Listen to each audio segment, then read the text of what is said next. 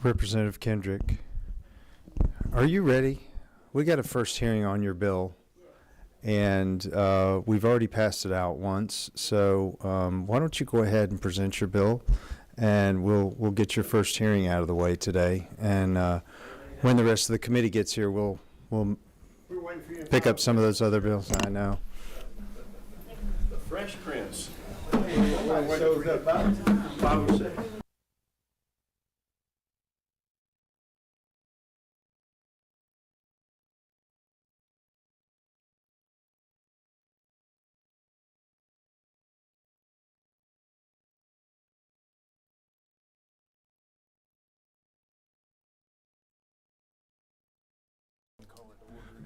Hey, good afternoon, everyone. I'm Representative Bruce Williamson from Walton County, and I'm going to call this Income Tax Subcommittee of Ways and Means to order.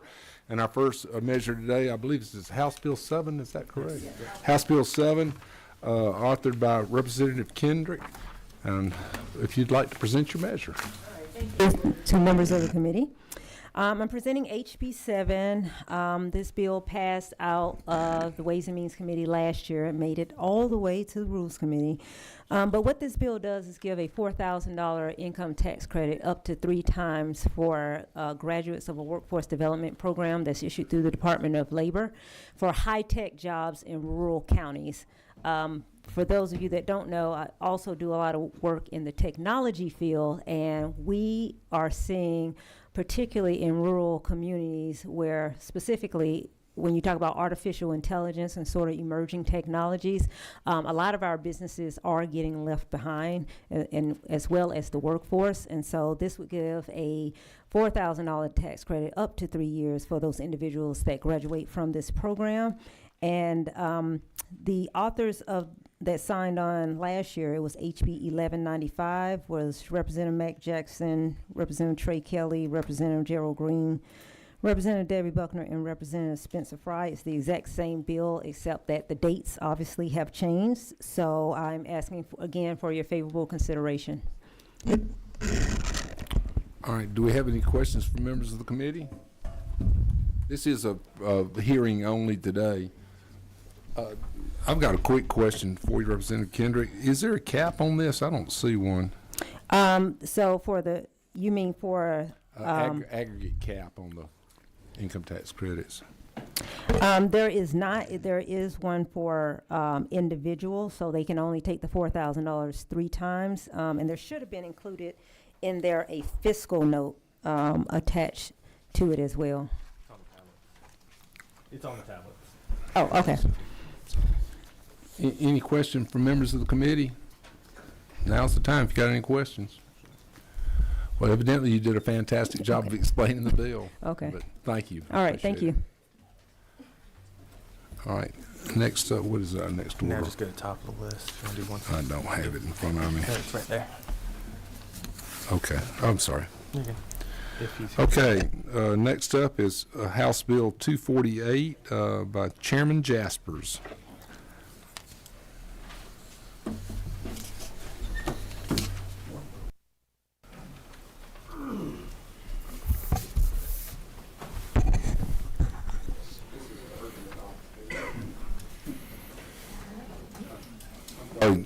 Chairman Jaspers, excuse me, go ahead and present your bill, please. Okay, House Bill 248, Mr. Chairman, allows for Georgia families to utilize. Give us the LC number just to make sure we're all on the same page. I don't have it with me.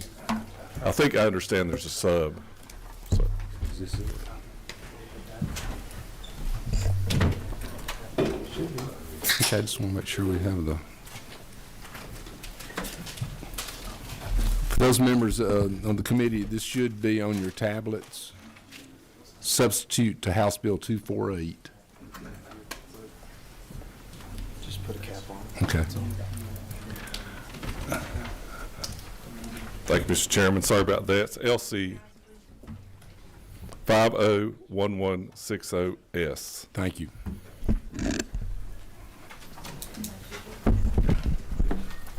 Okay, House Bill 248 allows for Georgians to utilize the Earth's natural heat using geothermal technology to heat and cool their homes. House Bill 248 will allow for 25% state income tax credit on the installation expenses of a residential geothermal system. However, the credit shall only be applied over a period of 5 years and not exceed $5,000 for any taxable year. Additionally, the bill provides for a 5-year sunset. Geothermal systems require the work of 2 to 3 times the businesses and workers than a traditional HVA system installation. It's proven to help reduce peak loads on our electrical grid in the summer and in the fall and winter, and it will reduce overall electrical demand. From what I understand about the sub that you have, is a date change that was asked for by DOR and a cap provided of $2.5 million. Do we have any, this is the second hearing, do we have any questions from members of the committee? I believe no questions from members of the committee. We do have one person signed up, and Tucker Green. Mr. Green, if you come to the podium, identify yourself, who you work for, and explain your position on the bill, please. Good afternoon, Chairman, members of the committee. We appreciate y'all's work on this legislation. We've worked on the last couple of years with you all. I represent the Conditioned Air Association of Georgia, and many of our members install geothermal systems. We believe this is the most energy efficient way to heat or cool a home or structure, and we think this is great technology. We want it to be utilized more for the betterment of our state. I understand the substitute does provide an aggregate cap, which we want to be good stewards of our state dollars as well, and we understand the reasoning behind that. Of course, we want to, our only little hesitation would be we don't want to scare away potential customers, because if they're afraid the cap would fill up before they're able to qualify for those dollars. So of course, that's the only concern from the client standpoint, but we're very much in favor of this bill, and we want to move this measure forward. So we appreciate the committee's support. Do we have any questions from members of the committee for Mr. Green? We got a motion, got a second. All in favor signify by saying aye. Aye. Opposed, same sign. Motion passes unanimously. Congratulations, Thank you, Mr. Chairman. Okay. 425. Next, we'll have House Bill 425, Whip Burchett. You right there, it's fine. Thank you, Mr. Chairman. I have before you House Bill 425, and what this bill seeks to do is give a credit for a switch or a generator to convenience stores and grocery stores and nursing care facilities. As I understand it, we've got a committee sub, and the committee sub I'm reading from is LC 501161S. 61S. Is that right? All right, I got 60S in front of me. You're looking at the last one. I'm sorry, excuse me. Okay. As I said in our last hearing, I was certainly open to the idea that the committee perfect the bill, and it looks as though they have. The committee has gone a long way as to fixing some of the errors that I had in my bill, and I would just suggest that we continue to work through the process. One of the things that is concerning for me is the limiting language, particularly with most of our convenience stores. Some of the smaller providers that maybe own 20 stores or 50 stores or 70 stores in the rural area would not be allowed, as I read the committee substitute. And after speaking to Chairman Blackman, I think that we may be able to work on some of that language. And secondly, the aggregate cap at $2.5 million is a little less than I would like. I'd like to see that multiplied by 10, about 25 million, particularly because Florida has a grant program for just convenience stores at $20 million. And again, what I'm trying to do is, I understand that we want to limit the amount of industry-specific credits, but this is certainly a nod to the industry, but it's an industry that serves so many Georgians in the time of a hurricane or natural disaster. And this is really a preparedness bill. It's a bill that seeks to be prepared for our next disaster versus, waiting till the disaster comes and trying to figure out a way. But again, I'd like to look at that cap if we could.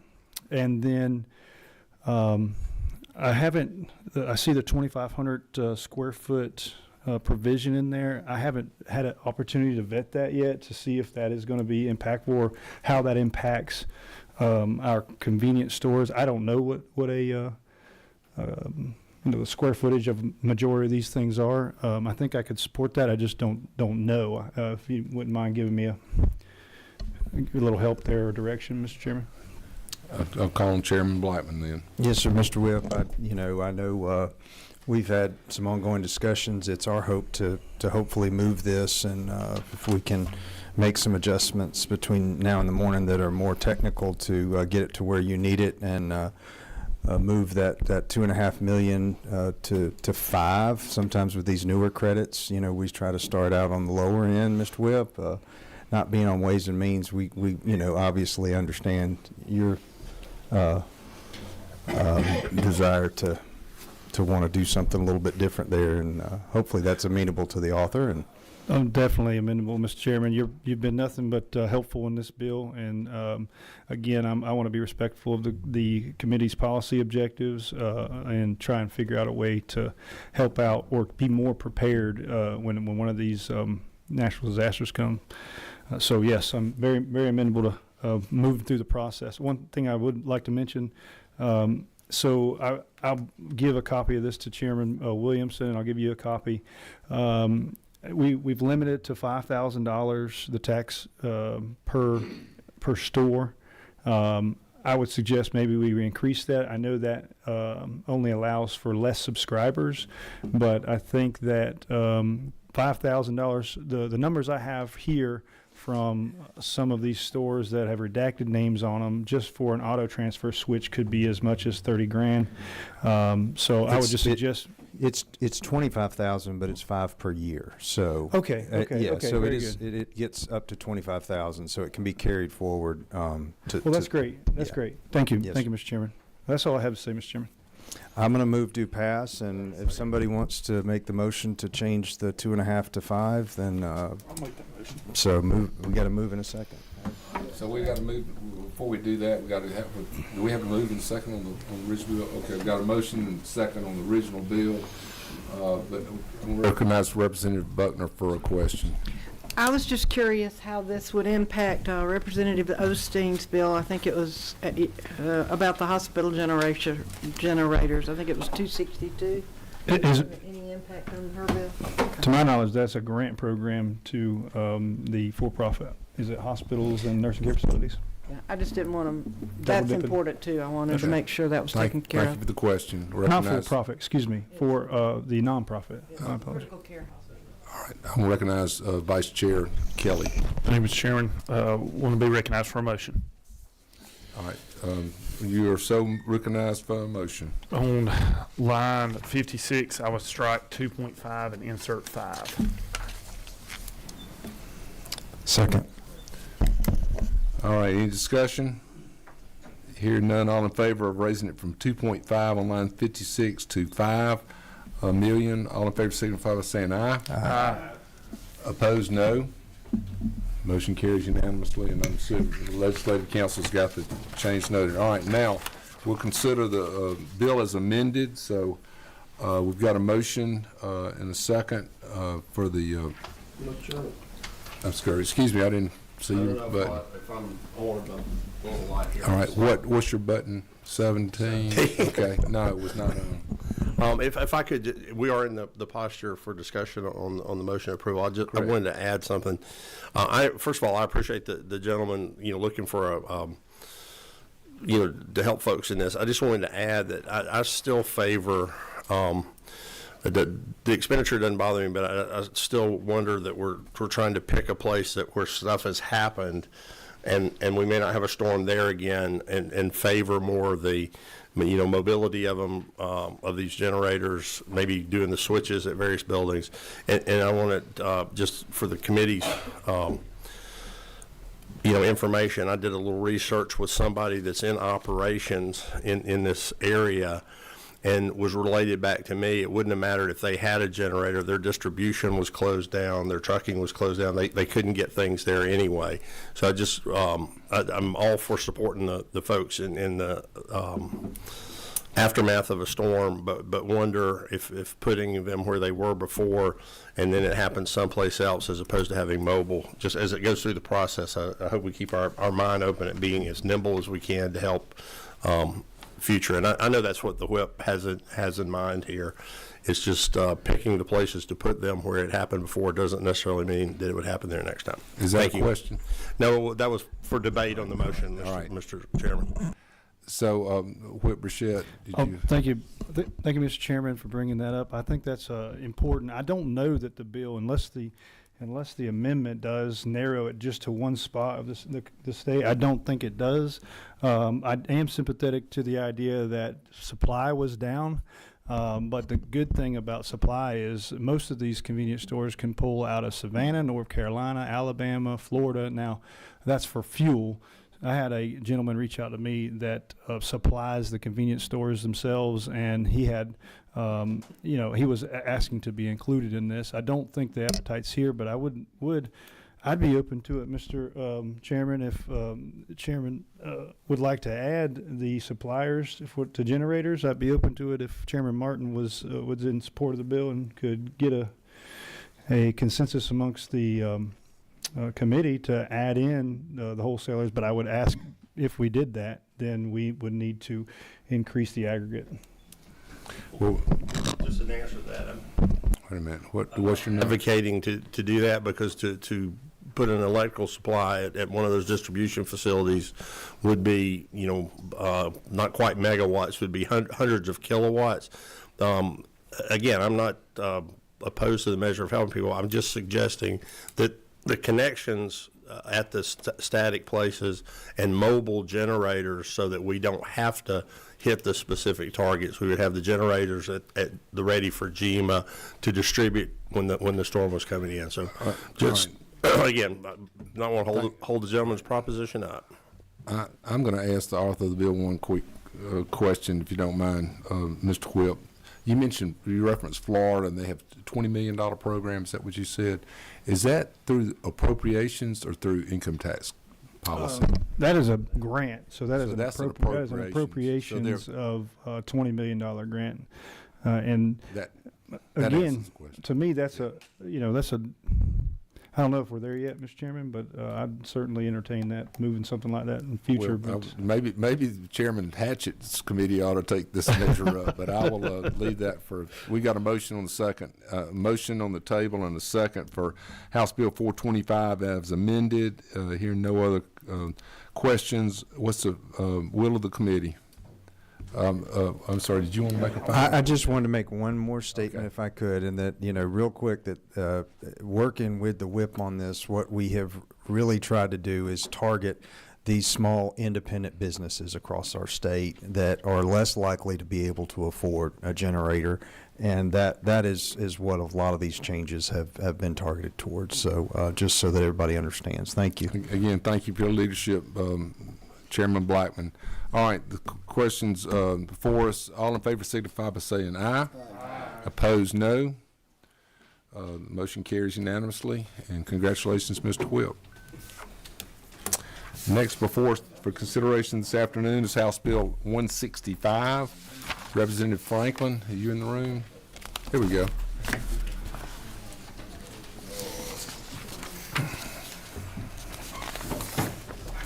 Thank you, Mr. Chairman. I just want to make sure I've got the right LC number on this, if I can. The number that I have with my House Bill 165 is LC 500947, but I believe there's a supplement with LC 501156S. Yeah, we got the committee substitute That's correct. Okay. coming to you.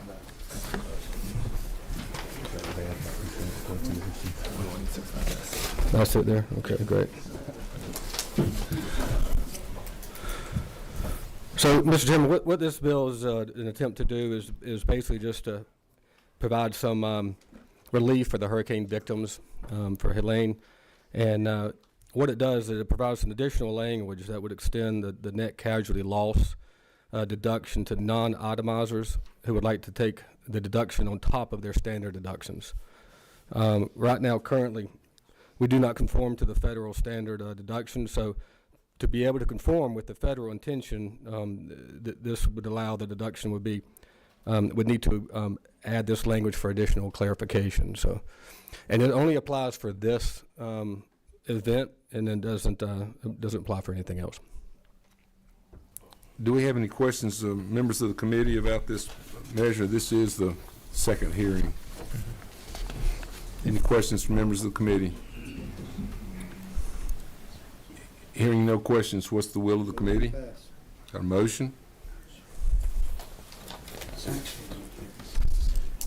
I'm sorry, is it not?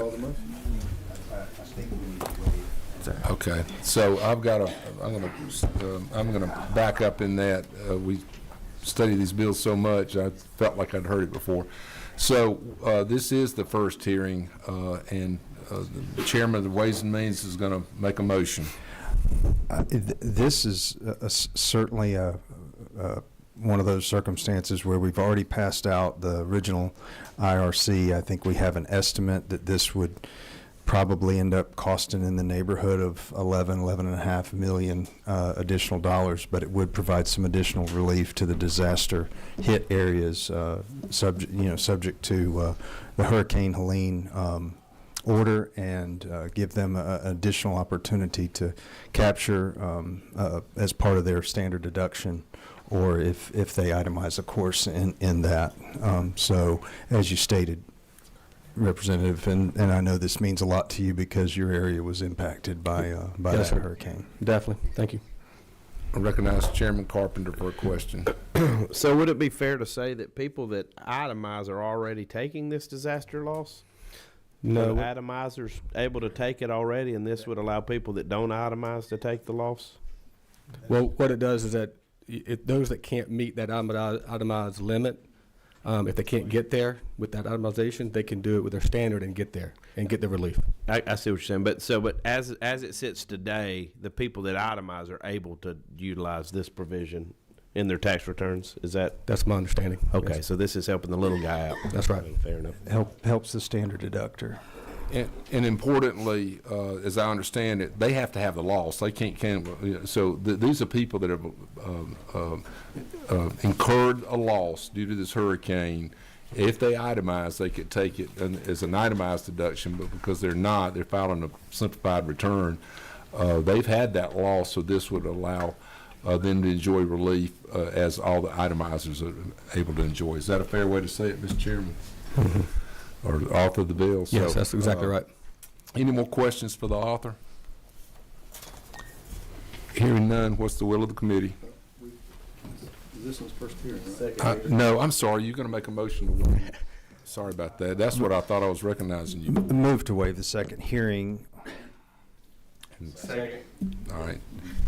Any further discussion? All in favor of waiving the second hearing, all signify by saying aye. Aye. Opposed, same sign.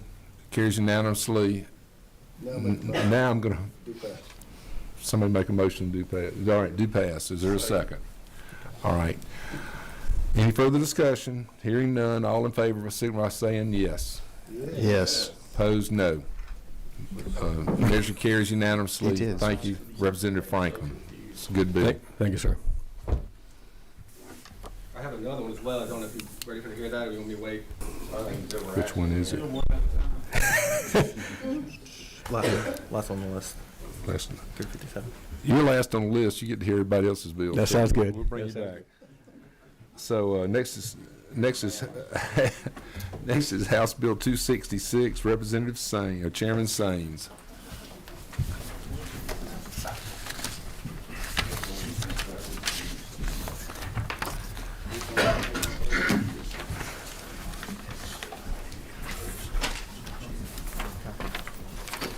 Thank you, Mr. Chairman. For the benefit of your members, I have a memo that was drafted from my office in correlation to the bill, just for some background, speaking towards the installations that are present.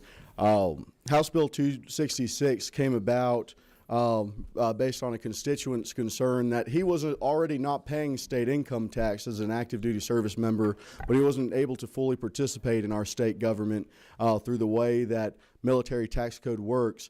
If you are stationed in a military installation in the state of Georgia as an active duty member, we are one of only 5 states that don't allow for the exemption to income tax for that active duty full-time service. However, federal code allows that individual to keep a prior state of residence as their place of residence to avoid state income tax in more than the majority of circumstances. So the reality is the majority of these service members, you have a 2021 number that speaks to about 70,000. Unverified amounts for 2023, because we know it's dropped down, is around 42,000, because it takes out around 11,000 for Army National Guard and 2,000 for Air National Guard, just in the context, not that they're any less significant of their service and we appreciate it in the state, but this is speaking to active duty full time. So that number will fluctuate whether they are activated or not.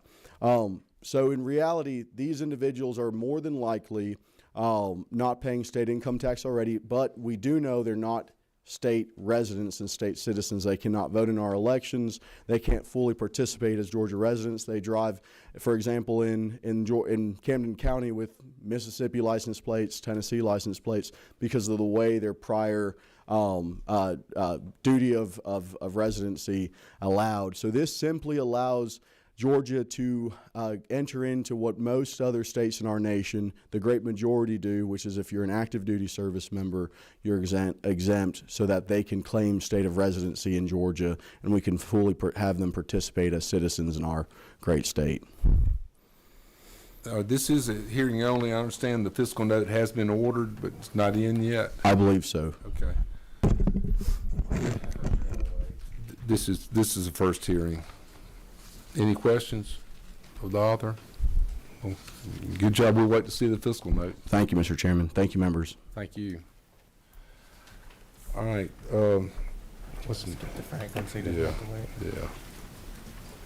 Representative Franklin, there's a lot of, we're going to pull you back up here rather than keep you too much longer. So if you'll present House Bill 357.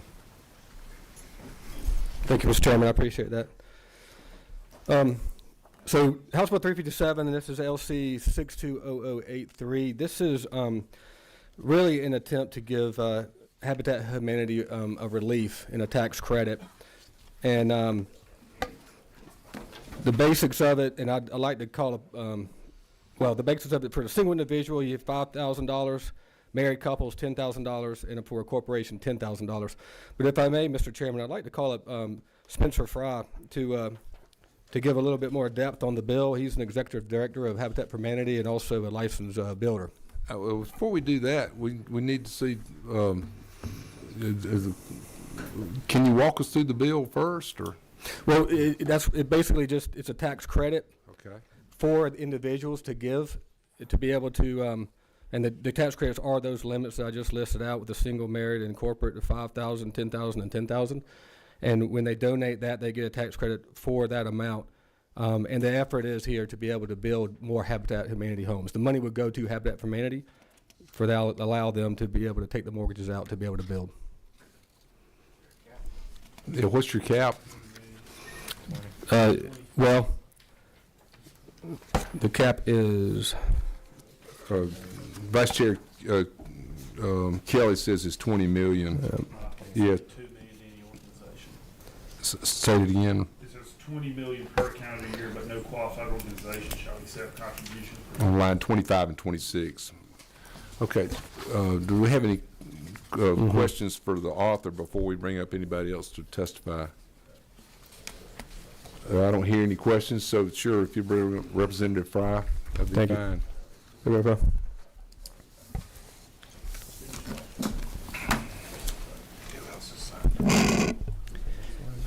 Thank you, Mr. Chair, members of the committee.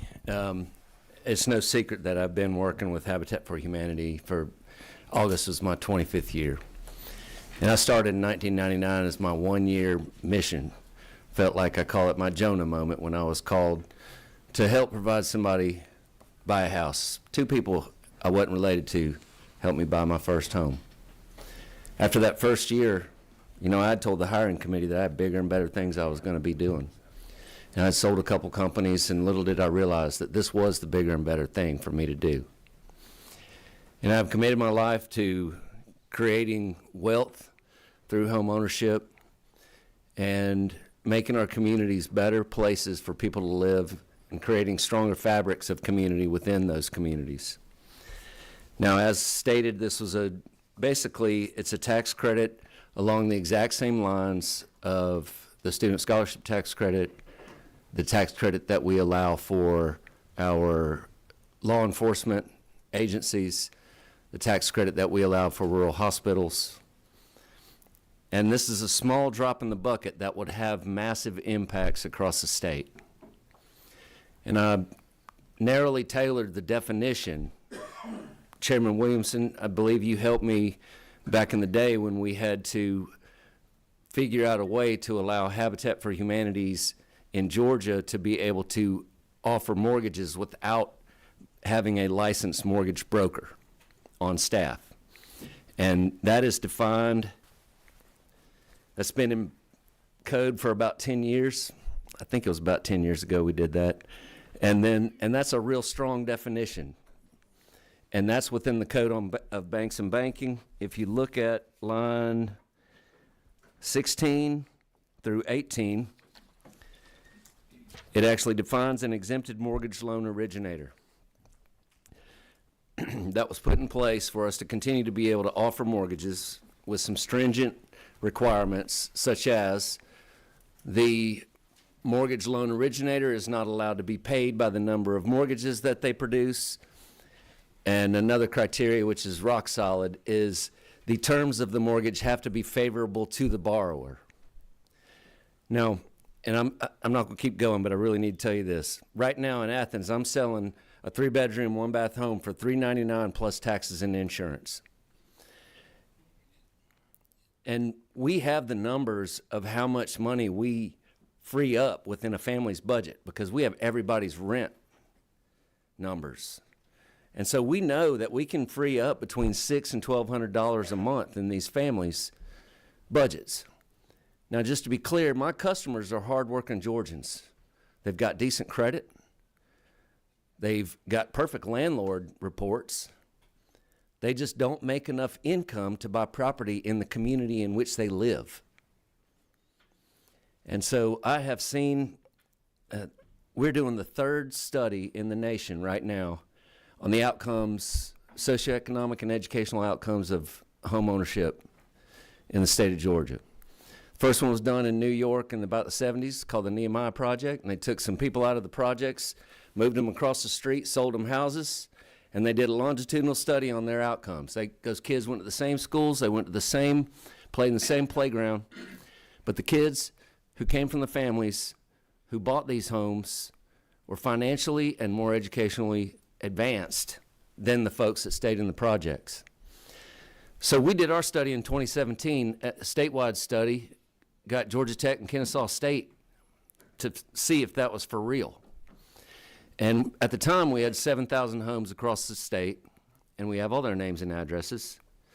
And so we paid for a study. And we had about 90% of them say that kids will instantly do better in school. About 80% of them said they could save money, and 70 said they came off of or reduced all forms of public assistance. 50% of that 70 actually came off of public assistance. With an average cost of a family in the state of Georgia of about $1,200 for public assistance, that is a significant savings to the state. So I have data that shows that this really actually changes people's lives. And I'll close with this.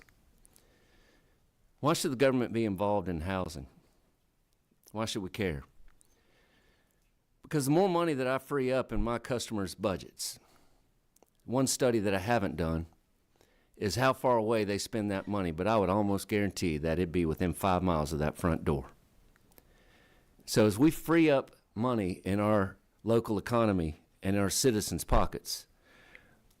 They will in turn spend that money in our local communities, which generates tax dollars for the local and the state, and property tax, and has some unmeasurable outcomes as well, but I don't talk about those. I only talk about the hard numbers. So with that, I'd be happy to entertain any questions. I hope I explained it well enough. You've got one. I'll recognize Vice Chair Kelly. Thank you, Mr. Chairman. Thank you for the presentation, both of you. I know it's something you're both passionate about, and you can see that. Thank you, sir. I just want to go to the mechanics of the bill. Yes, sir. I know we've talked about Habitat being one of these qualified organizations. I think we all recognize the work they've done. I've had a chance before to participate with one of their projects. And so we know them, and so we got a $20 million cap, $2 million limit per qualified organization. Yes, Are sir. there 10 groups like Habitat across the state that would take the $2 million to get to $20 million? Okay, that's a great question. And so the way that we operate is we're divided up into what's called affiliates, which are each different territory. There's about 50, 55 of them right now. It fluctuates a little bit. Some of the smaller ones have gone off as costs have risen. But so, for example, I have an affiliate that's in charge of Clark, Oglethorpe, and Oconee. And that $2 million cap would be just for that affiliate, meaning that there are affiliates in all the cities, major cities around the state, and then some smaller ones in the other areas of the state. But I didn't want folks like Atlanta, that's the biggest Habitat, obviously, be able to soak up all the cash.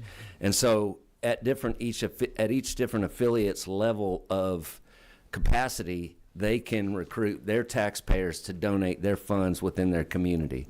And it's just a model based on what we've been working on, what I call taxpayer-directed funding, which to me, I really appreciate because the taxpayer has control of the dollars and we get to allocate them to the affiliates, to the areas that we want. Also in the bill, just for security reasons, I want to make sure and point out, I don't get paid any more than I ever get paid if I do this or not, okay? I'm just trying to help out in a program that I know is effective across this state and nation. But 90% of these dollars have to be spent on sticks, bricks, and dirt. 10% is the max you can spend on admin. So, for example, say an affiliate, say my marketing guy moves to Uruguay because he doesn't like what's going on. I don't have a marketing guy anymore, and I'm only able to raise $500,000 in taxpayer deferred funding. Then I would only be able to use $50,000 of that for management of those funds and would have to use the remainder 90% towards sticks, bricks, and dirt. And that's what we want to make sure of, that this is very narrowly tailored and the taxpayers are able to direct their funding towards organizations in their communities that they support, whether it be the police department, the sheriff department, the rural hospital, a Habitat, or a school. You've got an additional question. Thank you. Chairman Thank you for the Carpenter. question, Mr. Vice Chair. Thank you, Representative Fry. I appreciate you, Mr. Franklin, for bringing it. Question is, what is your current overhead structure based on what you do now in Athens versus how much of that is overhead expense versus bricks and sticks, if you will? So in Athens, we look at a service ratio of upwards of 85 to 90% of every dollar is spent on our mission, okay? Okay. So we're already at that range. So 75% is the lowest best management practices for it's Guide Star, and that's a place that takes all of our 990s and puts Sure. it in, and they can say whether you can tell whether you're donating to a good nonprofit that does their work. And so we have independent audits that audit us. And so I don't know what we are right now. I hadn't checked it in a couple of years, but we try to float at 90 plus, but I can't guarantee. So we never drop below 85. Sure. And then just one last follow-up, Chairman? Yes. Okay. And then what is your overall budget in Athens currently? In Athens, I'm looking at, or your three-county area, I'm sorry. Sure, and it's going to fluctuate a little bit depending on the projects that we're doing. So 1 year, I may have a budget of like $4 million. So right now, I'm building a 65-home neighborhood. Right. So we've gotten infrastructure funding from the federal government. We've gotten infrastructure funding from our governor to build this neighborhood. And this would help our local affiliates finish out the neighborhood with the price of the housing. This would go to the housing itself. So next year my budget might be about $4 million, but really it's floating at about 1.9. But if we build a bunch of houses, I can build 10 houses for $1 million. Right. And so it depends on, sometimes we'll have big donors come in and say, hey, look, I want you to build me 3 houses the next year. So that's why the budget fluctuates so much. Thank you. Chairman Martin's got a question. Okay, so I'm just going to ask, okay, you're running it today without this, and you're doing things, right? And if this goes and your operation over in Athens gets $2 million, why does it take $200,000 extra to run it? So that's a great question. To me, that sounds like found money. Right. 100%. That's a great question, Mr. Chair. So the reason that would be is this is for sticks, bricks, and dirt. This is for actual production of units, and what we need right now is more doors in the market. And in order to produce those units at a higher rate, I might need a couple of extra construction guys on my site that are internal. Okay, that's where I have in my head to spend that dollar is to increase my capacity. And that's the design of this. It's not for overhead. It's that money, my overhead is already paid for by the 2 stores we have in Athens. So we have 2 restores. Yeah, just in the interest of time, let me clear. I would just like, if we move forward on this, to differentiate between that. I mean, I understand if you're building more houses, you need more construction managers. But so I would like 0 administrative to go to back office.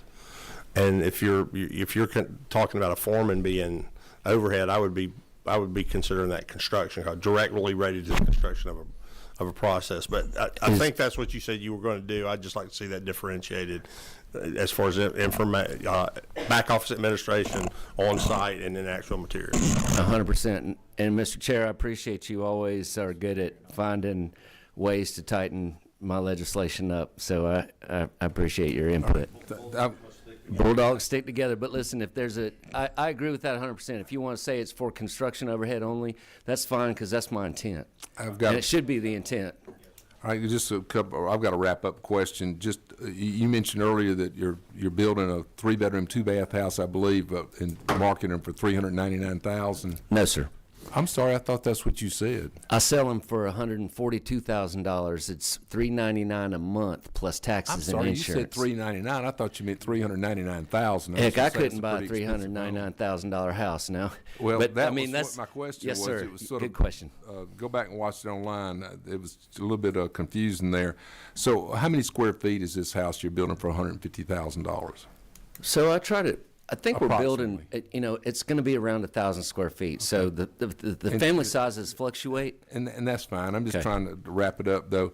And is still the model that basically is sweat equity into the project by the occupying family, sweat equity only, and then they pay the mortgage and you administer the mortgage. So what's an approximate amount of your loans outstanding right now? How many mortgages do I have? What's the aggregate loans aggregate value? Oh, yeah. Heck. So it's going to be low because, I got probably like 45 or 50 mortgages that we're servicing. All. Well, they've come down. I mean, they pay them off, And so what we're looking at is when I first started as the director and early on as a construction manager, we were building houses. Well, if you don't know, 40, that's fine. I mean, if you don't know, you can get with me offline. Yes, because you've got cash flow each month coming in. Yes, sir, and that's a great point. So that cash flow goes into our fund called the Homes for Humanity. So I've got around 45 mortgage payments that I receive in. Mm-hmm. We escrow the taxes and insurance, and then we take those funds and put it in a literal fund called Fund for Humanity, and we use those funds back into the community. Again, that's our current construction dollars. We can take the rest offline because we're going way over time. But this was hearing only. Good information. Thanks for the discussion. And we'll thank you, Representative Franklin, for bringing the bill. Hey, thank y'all very much, Mr. Chair. Thank you very much. I appreciate members of the committee. Now, we're going to call Chairman Carpenter to present House Bill 328. Can I present right Yeah, absolutely. So you present right there, but now before we get into Chairman Carpenter, this is hearing only. I noticed that we have a lot of people signed up for and against the measure. If you just, and we want to hear it from everybody, but if you would just sort of crystallize your thoughts into short arguments for and against the bill, it would be helpful, because if everybody went 5 minutes, we'd be here till supper. So, Thank you, Chairman. Yeah, no doubt about it. Well, guys, we have before you House Bill 328. We have a LC on online that's a substitute with the help of Chairman Blackman. And what this seeks to do is it seeks to take the QE tax credit that we've talked about over the last, almost 17 years, from 120 million to 140 million. And the reason being is this year it's subscribed at $250 million on the first day. And so organizations that receive funding through this program received a 53% proration on their donations. So you can tell that there is a lot of need in this program, and so we seek to expand this program another $20 million. It also changes some thoughts on the process of it, so that it allows people that remit to go from right now, if you go in on day one and you contribute to an organization, you have to remit that money 60 days later. This allows people, this bill, if passed, would allow people to remit those funds at 120 days so that they have a better feel for their tax liability, so that they don't overprescribe for their tax credit. There's also some language in here that the chairman put in that would make sure that it's clear that these tax credits cannot be carried forward. There is some language in there that would allow insurance companies to participate more headroom in the program, but it also lowers their ability to contribute from 75% of their taxes to 30%. And then the final piece on this legislation is it allows people what my friend Toby Carr would say, another bite at the apple. So currently, if people say they're going to contribute $20,000 to this program, or companies in January, but they only contribute $15,000, that $5,000 can be used by someone else at a later date after July 1. And so what that does is there's been a lot of conversation about the funds, even though it caps out, that the funds are not, the 120 million are not getting all subscribed, and there's money out there. I think Chairman Blackman made this language similar to what's in the foster care tax bill. And that your second bite at the apple would be at 95% instead of 100% on the tax credit. And I think in this day and age of interest rates, a 5% haircut to wait 6 months to make a payment is actually probably pretty good policy, and something that I think donors, if they take a long, hard look at it, can see that there's still value for the organizations that they're trying to support. The importance of this tax credit to me is about getting diversity and educational opportunities for other people that currently are unable to do so, and it saves the state money. It's fiscally conservative. I would argue that it saves the state upwards of $30 million a year, because the value of current scholarships are around $4,400, and the QBE funding for those same students, if they were in the public school, would be around $5,800, $5,900. So it saves the state money on a per pupil basis. I think it provides educational outcomes that are superior sometimes to what we see in public school for certain kids. And another piece that's I think important to talk about is the average recipient of the average wages or earnings of the household that use that participate in these scholarships is $30,000. So this is not about sending my kids to private school or some of y'all's kids to private school. It's about kids being able to go to private school that otherwise wouldn't. And for that, I would stand for any questions. You do have a question, Chairman Blackman. I don't know that this is necessarily a question, if you'll indulge me, Mr. Chairman, but I just wanted to thank the author. I wanted to thank the interested parties that brought the bill for allowing us to add a little uniformity. I know that the foster care bill was one that we sat down and worked through, and y'all allowed us to look at that uniformity among these like credits, and just appreciate your willingness to work with us and take a modest step forward. So thank you very much. Thank you, Mr. Chairman. Yep, I Carpenter. appreciate you very that. much. And I know we all have our projects down here, but I will tell you, this scholarship is changing lives for a lot of people. I've got an employee that participates. I participate in this program through my pocketbook, but I have an employee that's sending 2 kids to school with my kids that participates in the scholarship side. And I can tell you, she's got one that's going to Kennesaw State in August that wouldn't be going to Kennesaw State. Chairman, Vice Chairman Kelly has a question. Thank you, Mr. Chairman. Chairman Carpenter, thank you for bringing this legislation. Can you speak to the increases that we've seen our state appropriate to our local K-12 systems over the last couple of years? And yeah, there's no doubt about it. We have made a continual effort to contribute to public schools throughout the 7-8 years that I've been here. I think when I first got here, we weren't fully funding QBE. We have met that. We have exceeded that. We've expanded that with teacher raises. So this is not a question of whether or not, as a legislature, we support public education, but this is just a mechanism that says, you know, people need some choices. And I think, couldn't we agree that the public education system in our state has never been funded at a higher level than the budget we passed last year and the budget we're going to pass this year? I would agree with that, and the property taxes that the citizens are currently facing. So, yeah, I believe funding, if you look at the reserves of public education, funding is more than fair. Yes, sir. All right. We have some members. Any further questions from members of the committee? If they're not, we have some members of the public that would like to testify.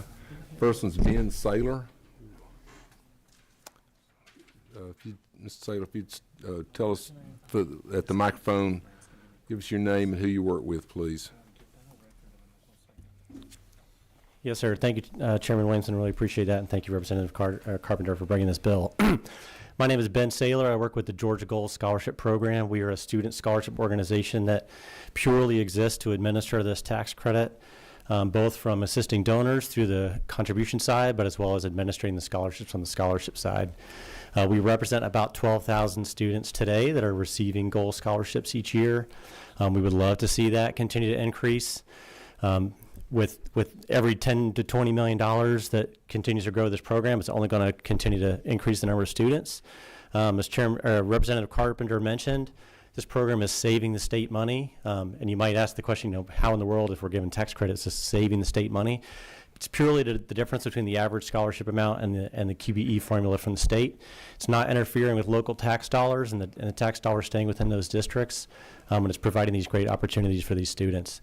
The other thing I would mention is that, I'm sorry, I'll make my last comment. Well, I mean, we're just trying to make it fast. Yes, sir. Is that we talk to parents all the time, and many times what they're looking for is not necessarily my school is failing and I need a life jacket and something different. Many times it's just, my child has these different needs. Many of our scholarship families, one of their kids is still going to public school and one is going to private school because those two kids are different.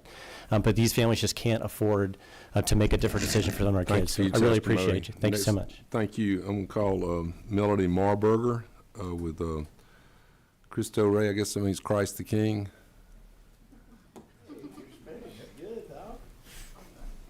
He is the King. Ms. Marburger, just identify yourself and who you're with, please. Yes, sir. Thank you, Mr. Chairman. My name is Melanie Marburger. I'm the Director of Development and Communications at Cristo Rey Atlanta Jesuit High School. We're about a mile down the street. And my school is sort of the poster child for the education expense tax credit. We have 500 students. We're a high school. We pull from 13 counties around Metro Atlanta. Our parents are coming to us because they want something different for their kids, and we have a proven model. We are a nonprofit. We have about an $8.4 million budget. We don't make any profit off that. Our kids go to work at companies around Atlanta, and that funds 60% of their costs to go to school at Cristo Rey. It's $18,000 to come to my school. They are earning 60% of that. We have to fundraise the rest. The education expense tax credit provides these kids with the opportunity to come to our school. We've been in existence since 2014. We have 841 alumni. Every single one of those kids got accepted to college. Every one of them. And they're coming from 13 counties around Metro Atlanta. They are going on to Kennesaw State, Georgia State, and elite colleges. We have 8 kids in Ivy League schools right now. But the really cool thing is that after 6 years in college for our 2018 graduates and our 2019 graduates, they're coming back to Atlanta and working here for companies in Atlanta. Our valedictorian, Briseida Neary, with the 2018 class, she went to Georgetown, graduated. She's now working for Accenture as an analyst. She had a little brother. She and her sister, Diana, is at St. Mary's getting her nursing degree. She'll graduate this spring. Their little brother was 5 when Briseida went to college, and he cried because he didn't know what college meant. He thought she was going away and he'd never see her again. Well, And then they came back. You've got a beautiful story, but we do have a lot of other people. So My point is we're changing families because now he wants to go to college. I understand. And that changes communities, and they're not going to be on public assistance. Thank you for your testimony. We just Thank want to you make so sure much. everybody's voice is heard. Next, I'm going to call Micaela Arciaga. I butchered that, but Micaela. That's okay. That's my whole life.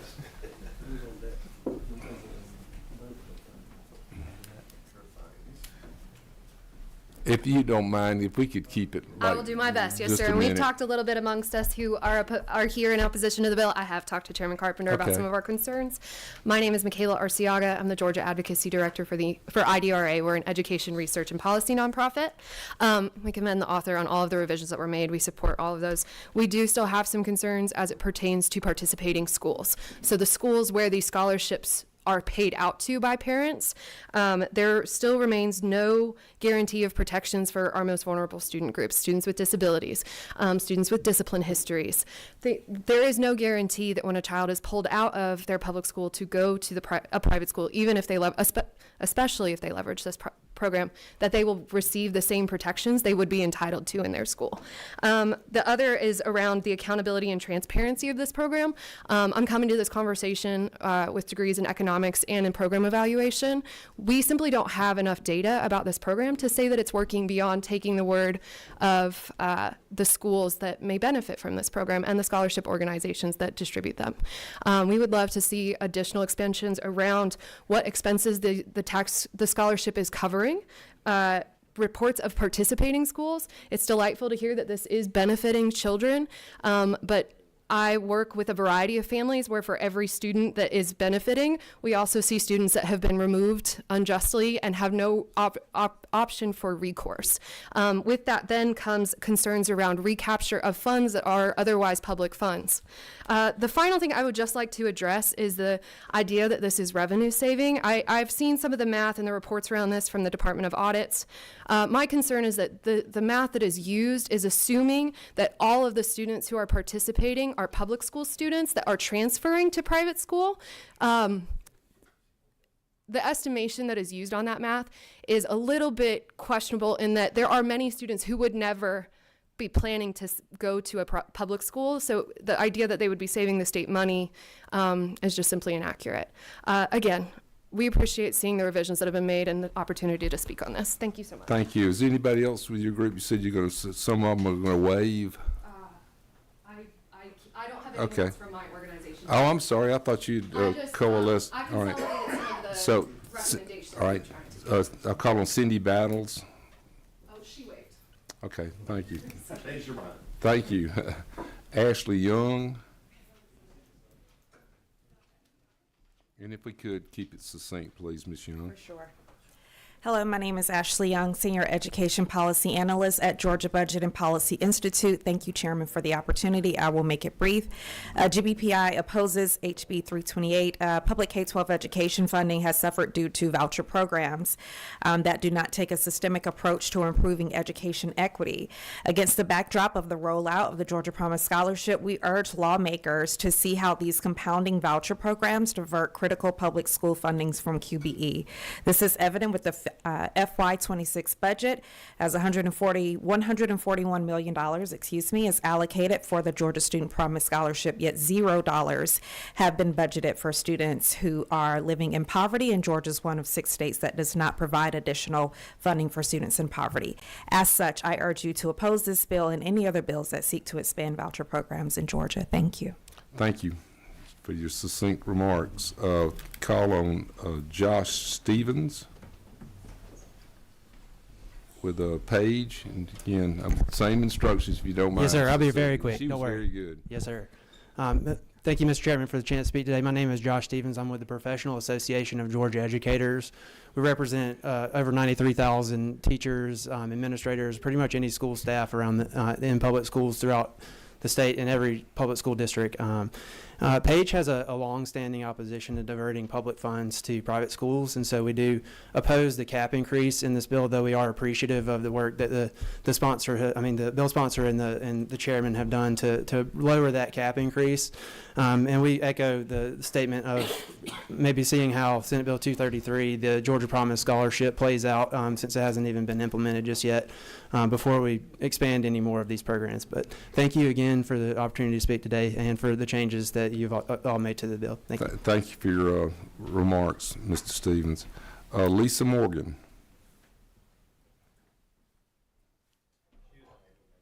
I'm sorry, what? She's unable to make it. Okay, so she waves. We had Makia. So calling on Kellen Carr with the AAA Scholarship Foundation.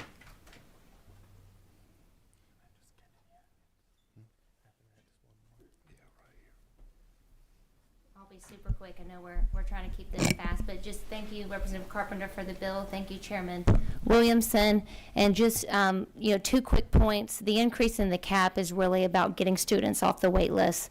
For our program that exclusively serves low-income students in the state AAA Scholarship Foundation, it's about getting the siblings of current students off of that wait list and into the program. If you're a low-income mom and you have multiple jobs and you're trying to manage logistics for multiple schools, that's very challenging. So thank you.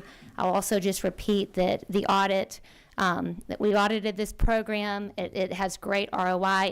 It shares that it saves the state money. So would appreciate your favorable consideration. Thank you so much. And Kennedy Atkins with the Georgia Public Policy Foundation is our last speaker today.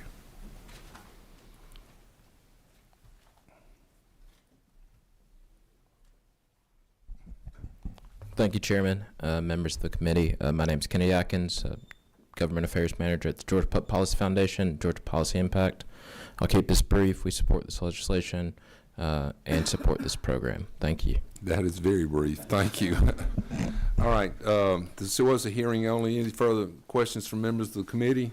Hearing none, thank you for presenting this measure for us, and this was the first hearing only. Chairman Carpenter. That was it. So that Income Tax Subcommittee of Ways and Means stands adjourned. Thank you for your patience.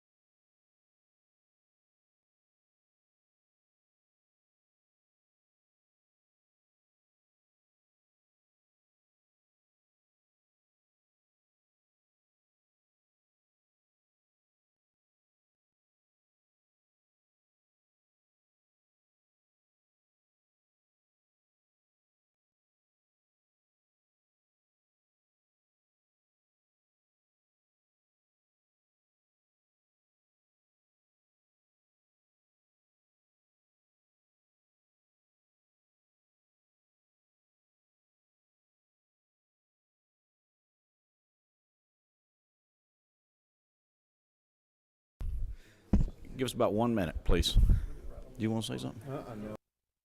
No, I didn't.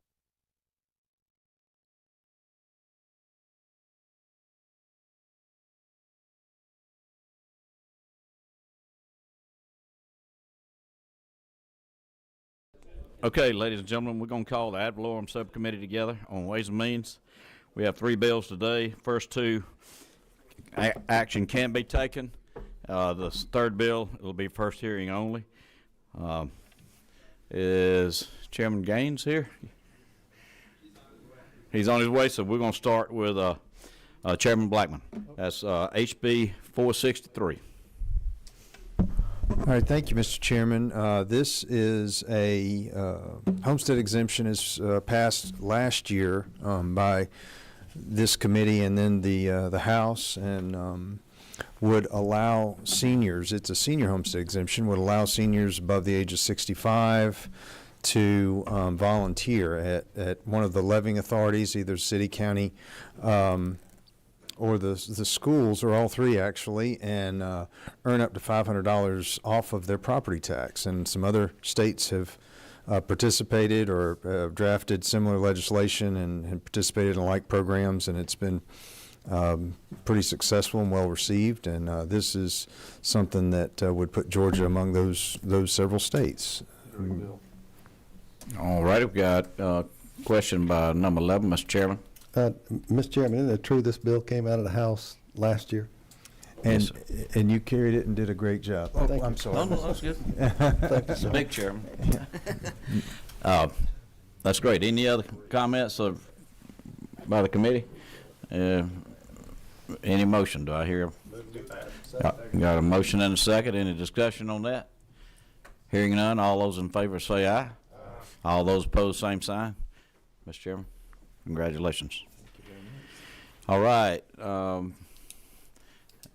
He's still coming. Let's go to H.R. 250, Mr. Washburn.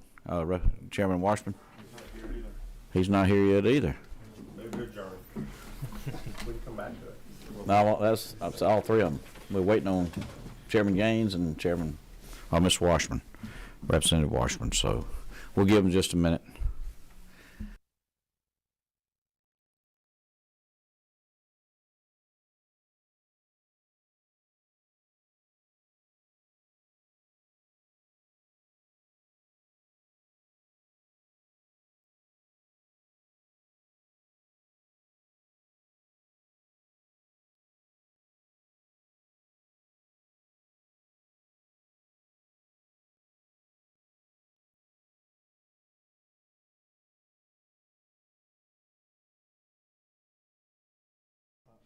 Ad Valorem Tax. It's almost, we're running behind. Okay, ladies and gentlemen, what we're going to do, we're going to adjourn the meeting. We're going to go on into another subcommittee meeting, and then we'll come back to this meeting in just a little while. And this meeting will stand adjourned. Ad Valorem. Thank you.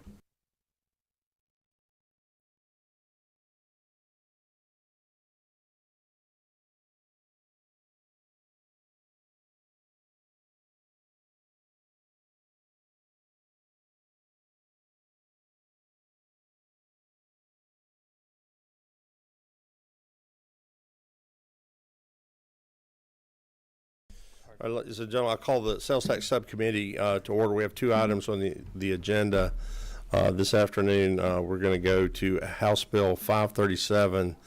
The chairman of the committee, Chairman Blackman, LC 501170S. Thank you, Mr.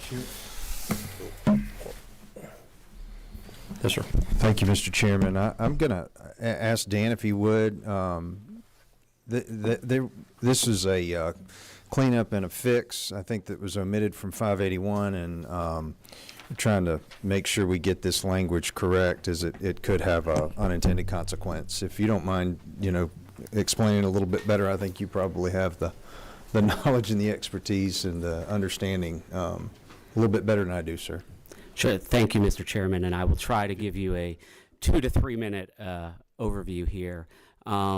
And so thank you, Mr. Chairman. Appreciate you bringing this bill. which in Section 1 has language that would resolve an unintended consequence of House Bill 581 from last year. That consequence being the elimination of DeKalb counties. And sorry, introduce myself, Dan Baskerville with Denton's, representing DeKalb County government.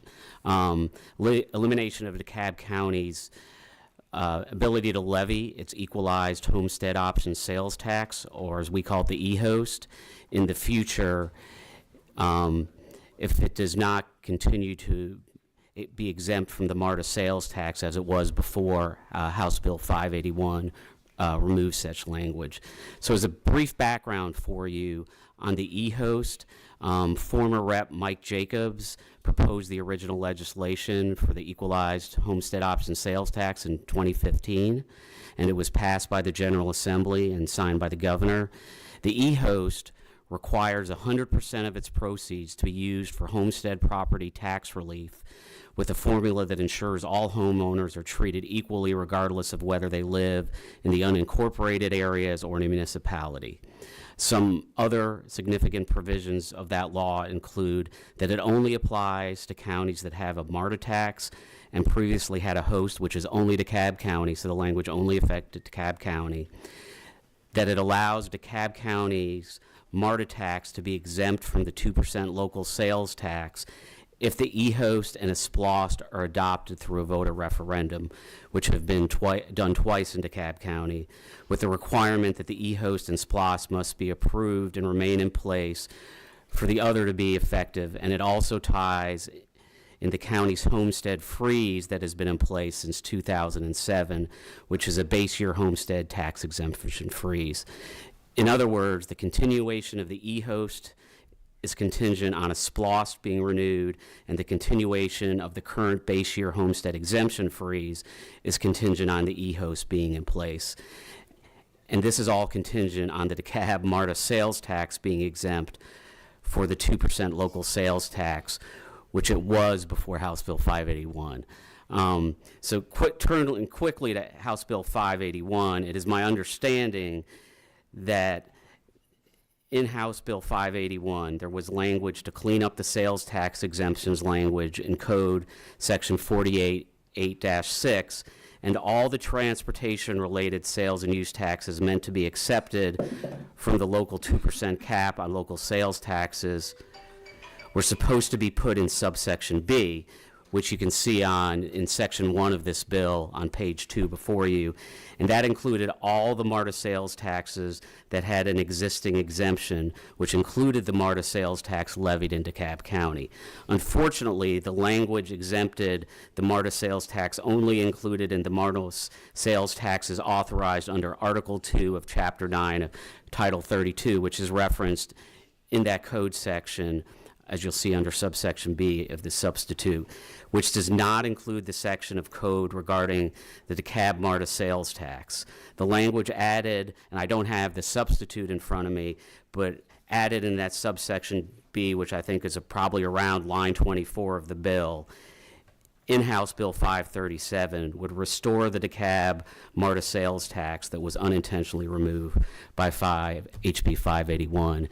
And I know that taxing system can be a little bit confusing as it was adopted back in 2015, but I've tried to explain it as quickly as I can and happy to answer any questions.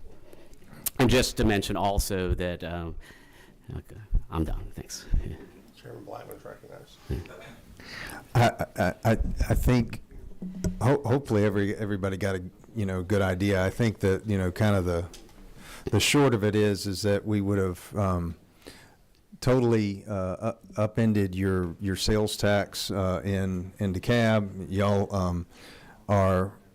Y'all have a homestead exemption already in place. You have a host that is in place, and those are important to your taxpayers, and this would help preserve those. So I think this is a fix that would do that, and I have asked Chairman Martin, because he has another sales tax bill that we've already approved, if he would consider adding this to his, and I know he's next on the agenda, but I appreciate your assistance, and I'll be happy to answer any questions, but hopefully there aren't any, and we can move on. Yeah, thank you, Chairman Blackman. Does the committee have questions of anyone, Chairman Blackman or the gentleman that presented relative to this. I think we're as Chairman Blackman said, we're fixing something that was undone inadvertently in 581. Unintended. No questions? Thank you, sir. Thank you. Do we have anybody that wish to? We didn't have any speakers to go forward with this. So with that was the first hearing. I think our posture, Mr. Chairman, is we're going to try to merge all these together. So we don't need action on that item, or do you? Okay.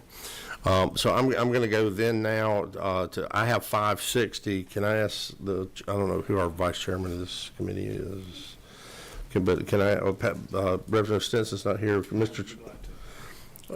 Do you want to do it from there? If you'll just. All right. Thank you, Chairman Martin. I could just present from the chair without objection. We're here now hearing Chairman Martin's House Bill 560. Are we working off of LC 501169S? Is that the one we're working off, Mr. Chairman? I showed two. Let me present, if it pleases the chair, I'll present off 501149. Okay. And the sub rolls Chairman Blackman's several things together. So if I can present off this, it's a shorter bill to refer to, and then we'll roll it in, and I'll explain to the committee where it rolls in. So with that, I can just present this LC as the bill that this committee passed last year is 1225. House Bill 1225, and what this does is tries to seek a better level of parity between cities and, well, political subdivisions with the state when they're negotiating the laws. Right now, depending on the situation between counties and states, in some places in Georgia, counties have the far upper hand over any of their cities and are less dependent upon the sales tax, so they can have a stronger point of negotiation. Other places, a city can hold a county hostage, if you will, over the loss negotiations. What we did with 525 and this committee passed out last year is to equalize that, so that if someone can't get along and they can't agree that a county or a particular city in a political subdivision should get more of the lost revenue than their population share, you would take a position as an absent municipality or an absent county. We actually created a new phrase, an absent political subdivision, I believe, within that. So this is the bill as we passed it. As we begin to roll it together, I want to explain that we, once we got it out of committee, we were going to add in rules, I believe there's a gentleman from GMA here, we're going to back up the effective date so that we don't impact anybody's budget. But with that, Chairman Kelly, that's the what the bill does, 560, as you see it in LC 501149. All right, you've got a couple people signed up to speak. Yes, sir. To the measure. Ryan Bowersox with GMA.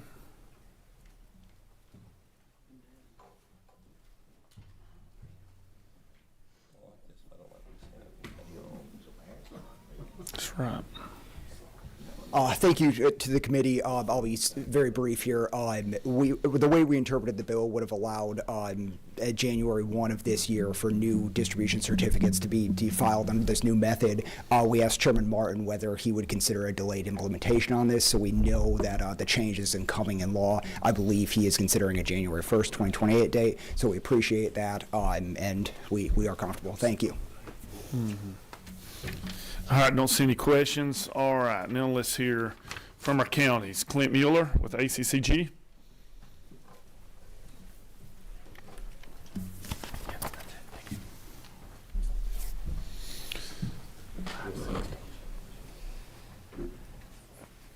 Thank you, Mr. Chairman, members of the committee. Clint Mueller with the County Commissioners Association. We appreciate Chairman Martin working with us on this issue. I think we had a couple conversations in your office last year about this measure, and he was gracious enough to try to address some of our concerns when it comes to the unincorporated areas of our county. So one suggestion that we still have in regards to the unincorporated areas, if you go back to the original lost law, it was a population-based formula, kind of like what's being suggested for the absent municipalities or absent counties in this piece of legislation. However, if we had unincorporated areas that didn't have services that they could spend those dollars on, they were able to do a rollback on the unincorporated residents' millage rate. So a lot of our rural counties, where we have a lot of agriculture and things like that, they don't have services for special service districts. They just have the county M&O levy, and that's it. It'd be very helpful if we had a way to take, if we're going to get a share just based on the unincorporated population for those absent counties, to be able to target that back to the unincorporated area through a millage rate rollback. We already do it now through insurance premium tax, so we have a model in place where it works. I don't hear anybody ever complaining about how we split insurance premium tax. So if we could do something similar to that with lost, I think that would make a lot of sense. It also keep counties and cities from fighting. As you know, there's a lot of disagreement over how lost is split across the state. I think that would help. The downside to that is it would require a constitutional amendment like insurance premium tax required. So we do recognize that's a heavier lift to do a constitutional amendment, but we just wanted the committee to consider possibly allowing us to do a rollback on the unincorporated millage rate with their lost proceeds. And I'll be glad to answer any questions you have. Thank you, Clint. You have one. Chairman Stevens. As I recall, whenever loss was first initiated, it was about property tax rollback, supposed to be dollar for dollar, not so much service delivery strategy and all this stuff. So even if it takes constitutional amendment, I'm willing to take that on, and I think property taxpayers would appreciate it. I think so. I think the property taxpayers, especially your unincorporated residents, would get some tax relief out of it because they're only getting a share based on their unincorporated population. Yes, thank you. Is that it? I don't see any other questions. Thank you, Clint. Sounds like a good project for y'all to work on together. All right. Chairman Martin, do you want to be recognized now to talk about our combination to House Bill 560, the committee sub LC 501169S? Yeah, that's what's right. In consultation with Chairman Blackman, if I would ask him this, we have two separate bills that we've heard today. If a posture we could be is we have the sub and we would roll it all together, but if if the committee is comfortable with that, we can roll that together, and I would put the effective date in a substitute for tomorrow, or we could pass the two out of subcommittee and then have the chair roll them together for full committee. What's the big chairman's pleasure? I think our posture is to be as transparent as possible and make sure, that all these are available for the committee to review. So if it is in fact the will of this subcommittee to go ahead and pass both and allow us to incorporate the two in order to maybe minimize the number of bills we're sending to Chairman Parrish and potentially to the floor and then potentially over to the Senate, that would be maybe an ideal situation, but we'll leave that to the will of the acting chair at this point and the subcommittee. I always appreciate your wisdom. Let's don't have anyone signed up to speak. We've heard the explanation on LC 501149. What's the will of the committee? We got a move. Do we got a second? 419, are you doing the big bill? No. Just yours. Okay. All right, we have a motion and a second. Chairman Martin, you want to go on and take an amendment and put the effective date in on this one now? Yes, sir. If we're working off that amendment, I think we could make this language effective January 1st, 2028. State section 5. It would be a new section 5. No, just the original bill. What you had the motion on was the original bill. Is Correct. that what you meant to do that? Yep. So we would add Section 5. Section 5 with an effective date of January 1st, 2028. No? That's not exactly what we talked about. Okay. All right, we're going to not accept any amendments, and we'll just move towards that as we move towards the full committee. So now we have before us LC 501149 as before us. We have a motion with a second. All those in favor make it be known by saying aye. Aye. All opposed, like sign. Bill passes unanimously. And if I may, well, I guess I may. I'll get the chair back to adjourn. Do we need to move yours forward to that? No. if it's the will of the committee, but it's not necessary.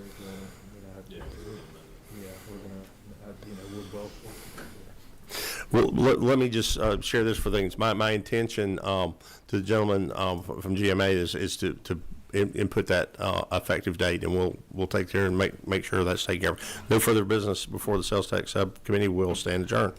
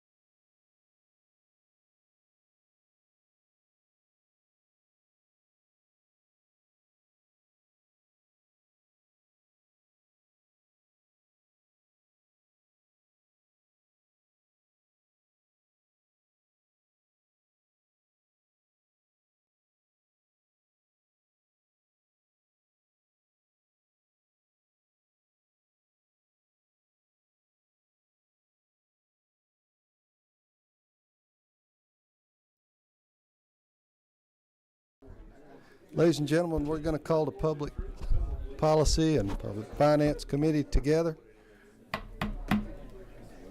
First hearing up will be the second hearing, House Bill 492. Representative Clint Grow, you have the mic. There you go. All right. You're on. All right. Thank you, Mr. Chairman. As you said, this is a updated version, so we're going to be operating off of LC 501171S, House Bill 492, and what we're doing is we're now editing. We were removing one of the exemptions for the hotel motel tax. We were removing number 4 from that, which gave a exemption for the hotel motel tax for anybody after the first continuous 30 days of occupancy. Now the change in here will be lines starting very into line 28, but lines 29 and 30 it'll say charges made for continuous use of any rooms, lodgings, or accommodations and paid by an individual or a nonprofit organization exempt from taxation under Section 501c3 of the Internal Revenue Code. That was to help fix some issues that some people had worried about, folks who were maybe staying there from if they had house damage from a fire or for some other reason, an individual needed to be there long term.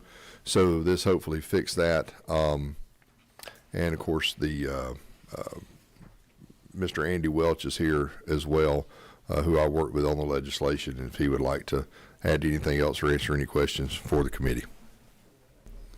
Any questions for the author or former chairman? None at all? Then this is the second hearing. If there's no questions, I'll entertain a motion. Had a motion? Second. Got a motion to pass and a second. All those in favor say aye. All those opposed. It moves on to the full committee. Thank you, members. Thank you, sponsor. Thank you, Mr. Chair. Thank you. Moving on to the second bill. The rest of these are hearing only. First hearing is HB 365.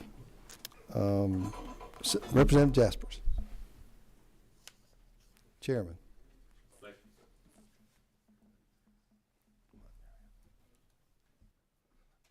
You know, Mr. Chairman, I've had a number of people ask me if I'm just a big leprechaun today. I had to remind me just out there a minute ago, you know, guilty. You know, it's 4-H Day. But what I bring before you, committee, and for the first, we listened to this bill a little bit last year, and this is an opportunity that I'd like for us to really look at for railroads throughout our state. You know, there's so many times all of us are driving throughout Georgia, and we're looking at what we think are industrial sites that are just sitting there. Or we see a building that's off of an industrial site that's not being used. What this bill does is give businesses and communities and railroads an opportunity to put sidings to those industrial sites. And it's a big thing. I think, you know, what we got the idea from is from a bill that was in Oklahoma 2 years ago. It's been well used. It's oversubscribed as it is right now. And I think it's just one of those opportunities we look at Georgia, making sure our railroads are their capacity and doing what they should do. Because we know we're moving quickly toward a railroad world, you know, coming out of the ports, going to all over the state. And we need to utilize our small tracks more. What this bill does, it has two main components. 10% tax credit for businesses located or expanding adjacent to the rail network, and a 50% credit for building new rail infrastructure, spurs, what I call them, to connect industrial parks and businesses to the network. It's got guardrails, it's got project caps on a per project basis. Project, you know, be administered by DCA. What we have now, we put a $75 million annual allocation of tax credits starting in 26. Of course, that's up with a 5-year sunset. You know, most importantly, these infrastructure things have to be in the ground before the tax credit can be earned. And I talked with Revenue just a little while ago, and they're going to work with us. I also have with me Ryan Piddle right here, and we put together a publication that I'll send the chairman so he can distribute it to the committee. That really shows more about it. And if I have time, I'd like to have Ryan come up and speak some if it's all right with the chairman. Yes.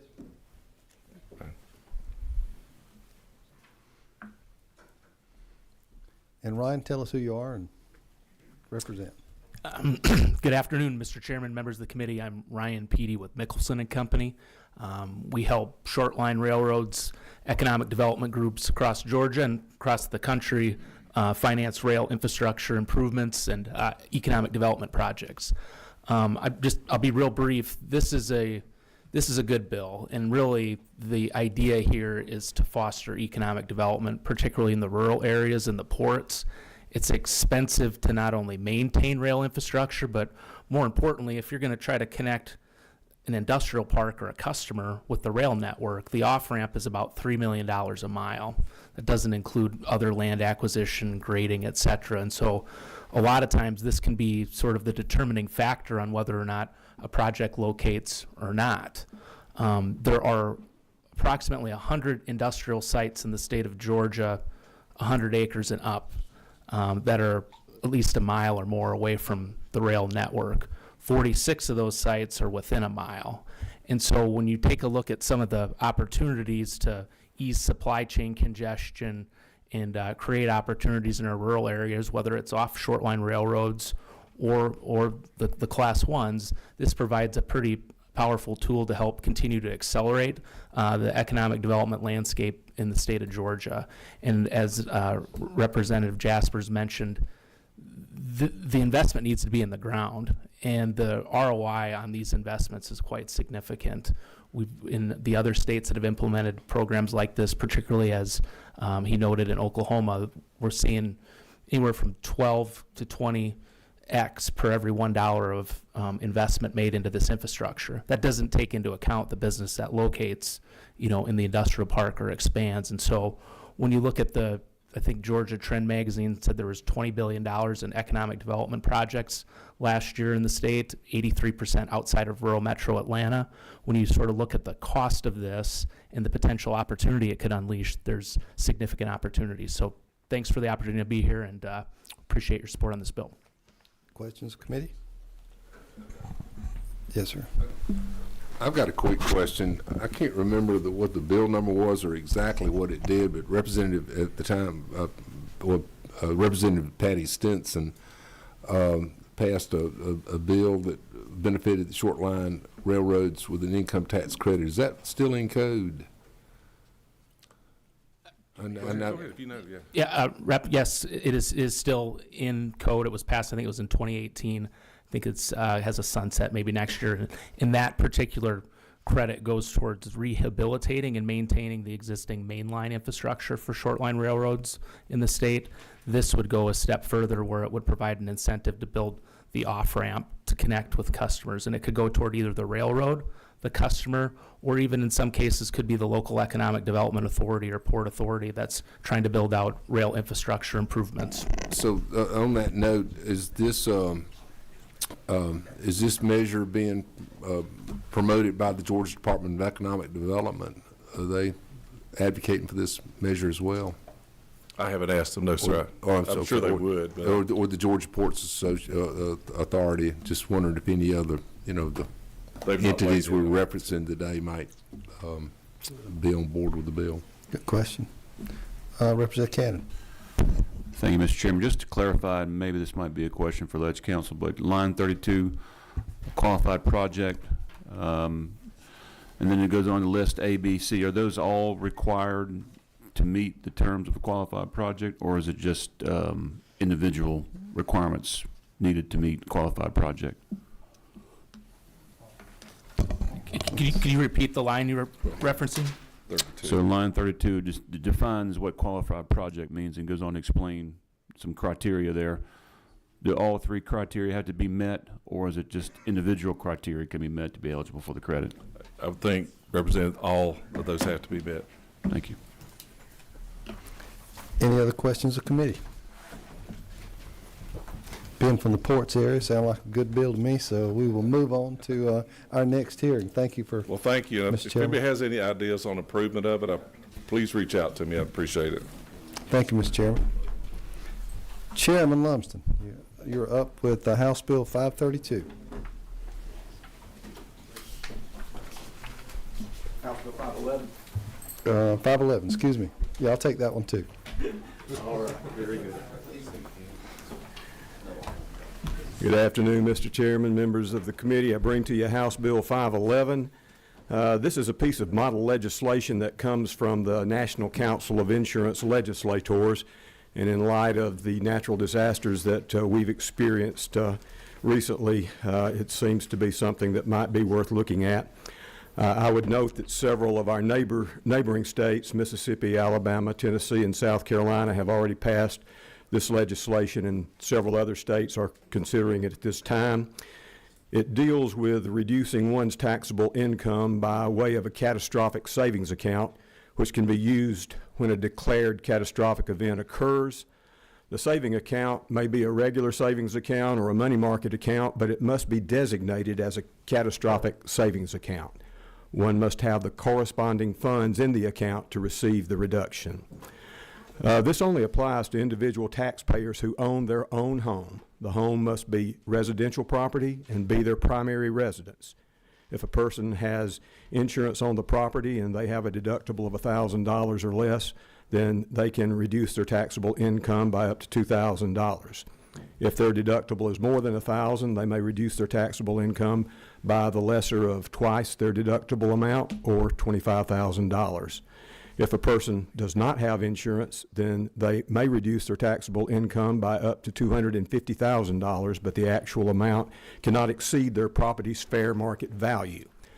In a nutshell, that is the bill. It's a short bill and lays those things out that I've just mentioned to you, and I'll be glad to answer any questions if you have some.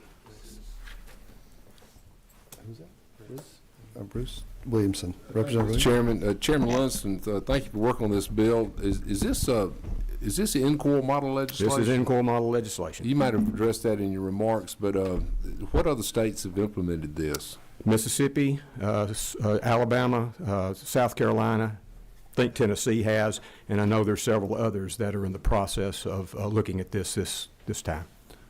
Thank you. For the members of the committee who might not know it, Mr. Chairman, isn't it not true that NCORE stands for the National Conference of Insurance Legislators? It's a well-vetted, it's a organization that does a great job of producing great model legislation throughout the United States. Is that not true? Absolutely. The gentleman knows whereof he speaks. As chairman of insurance, we have several of our members that attend NCOIL. They meet quarterly, and they are the, as far when it comes to insurance. Now, I know this gets over into the taxation area, but since we have a tie here, a connection, we want to follow through with this and see what you gentlemen think. Ladies and gentlemen think. Thank you, Mr. Chairman. This is very, very interesting to me. Representative Holcomb. Thank you, Mr. Chairman. I agree this is an interesting idea. With respect to those that have self-insurance, do you have any idea how many people in Georgia self-insure? I think the vast majority would I doubt be seriously covered, that correct? we have a great many that self-insure. If you are willing to assume that risk and you have your property paid for, then there's no requirement to have insurance on it. Some people do, but this, as I said, this specifically is only for individual homeowners and their primary residents. I'm sure there are other areas that you could think about getting into with this, commercial, whatever, but the bill as it is written just applies to individual homeowners. Okay. And if I can ask one other question, and I'm sorry if I missed this in reading the bill. If there is no catastrophic event, and certainly we all hope that that's the case, if the money is rolled over, is there any consequence to that? The money stays in the account. It is for catastrophic purposes. Of course, you can pull the money out of the account, but then when a catastrophe hits, you would not have the ability to have the reduction in your taxable income. Okay. But if it grows, if it grows, the interest is also tax free. Understood. So if an individual had one of these accounts and then moved the money out, the only penalty, if you will, that's probably not the best description, would be that you wouldn't get the benefits. You have to have the money in the account to be able to receive the tax credit for that amount. Understood. Okay. Thank you. Chairman Blackman. I just was wondering, to the author again, I appreciate the legislation for sure. I like the concept. There's a savings account and money market account is what I'm reading there. So there's not a directed, kind of investment type. You simply have to have it designated as a catastrophic account. Name on the account. It has to be designated as a catastrophic account is the way I read the language in the bill. So if I may just follow up, what do you see as the impetus behind, wanting to do this? In light of the fact that it only comes into play when you have a catastrophic event of the type that we've seen here in Georgia, and particularly in various parts of the Southeast. I think it's just something that we may want to think about doing for our citizens, because once they've been affected by a catastrophic event such as this type, they have a lot of things that they have to deal with in trying to get back. So I think it's a good faith thing on our part to try to give them just a little bit to help in that process. Yes, sir, Mr. Chairman. It's a friendly question. I'm just wondering from a financial perspective, is it just the tax sheltered amount, the ability to shelter tax dollars, up under this particular account? Yes, sir. Because you can obviously grow dollars, in a potentially a better investment. There are other options that people could use, but for some people, this may very well be in the financial world, in the insurance world. I know one size does not fit all, so having options available for people, I think, makes sense. Thank you. Chairman Williamson? Again, this is intriguing. I just want to get my head around it. Lines 56 through 59, which I really, without having the whole code section 48.727 in front of me, is this going to be a deductible expense? If you contribute whatever, what was it, bear with me 1 minute, $2,000. If you have $500 homeowners deductible, you can contribute up to $2,000 into this catastrophe savings account. Is that coming off of your otherwise? Is that $2,000 coming off your adjustable gross income as far as state income taxes is concerned?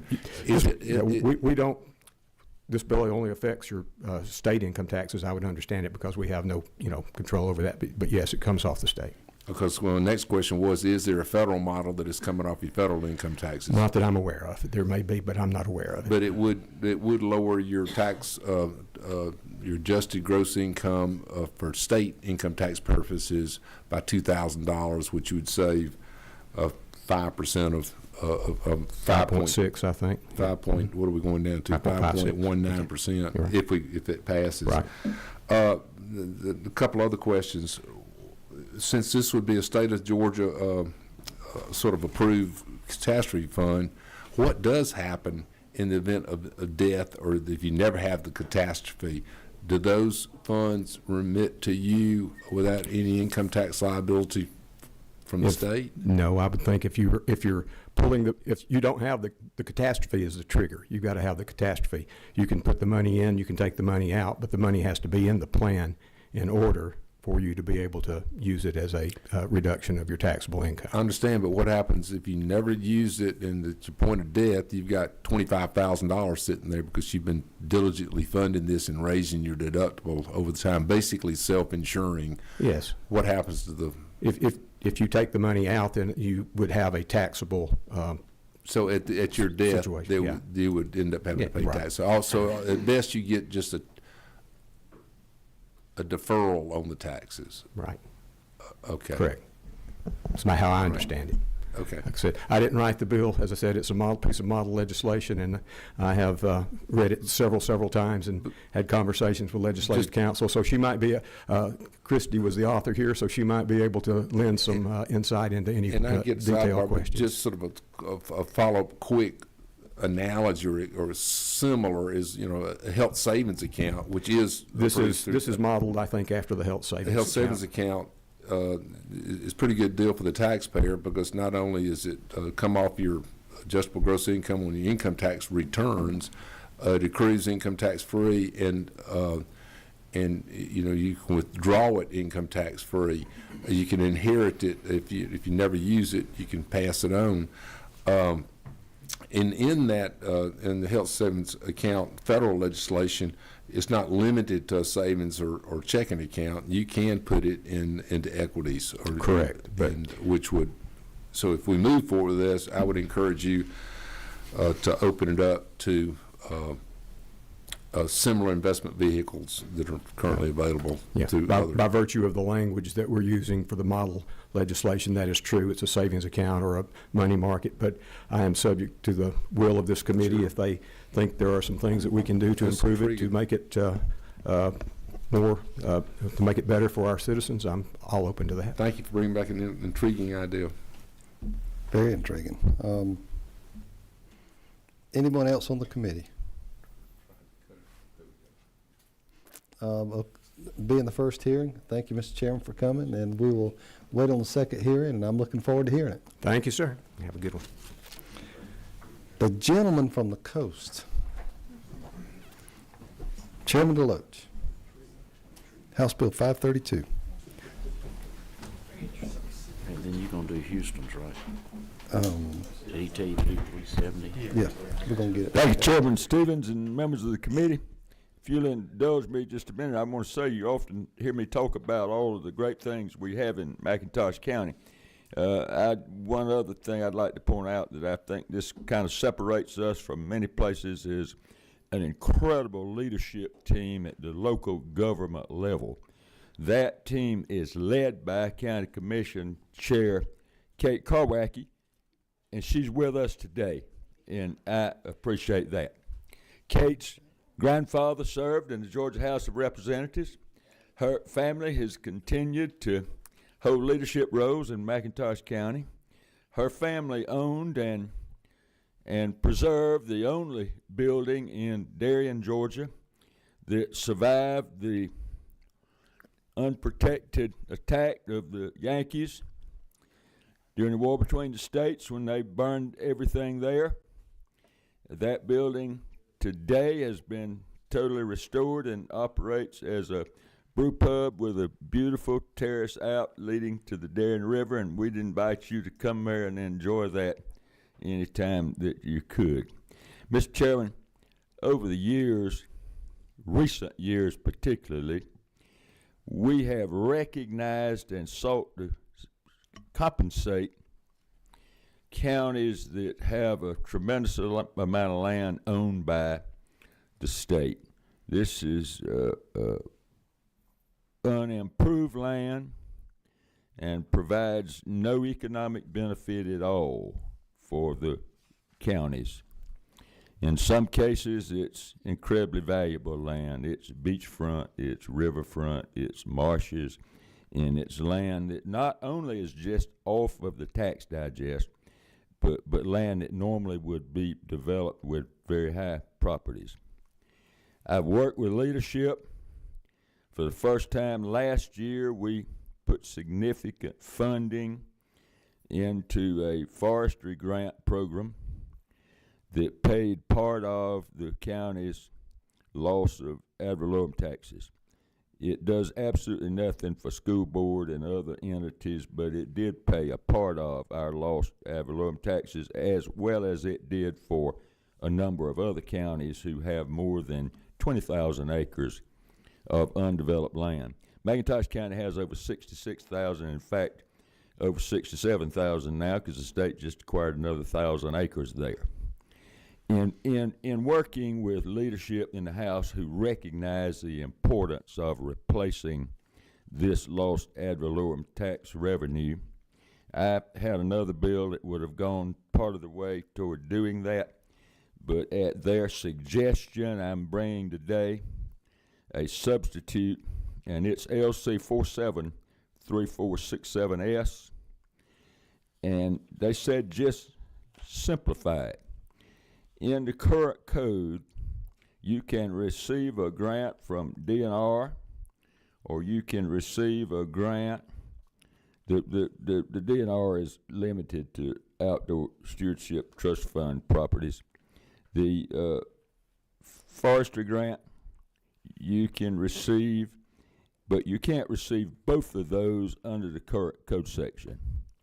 Now, both of these grants are subject to annual funding. It's what we put in the budget, and we've never come close to funding what it takes to replace those revenues.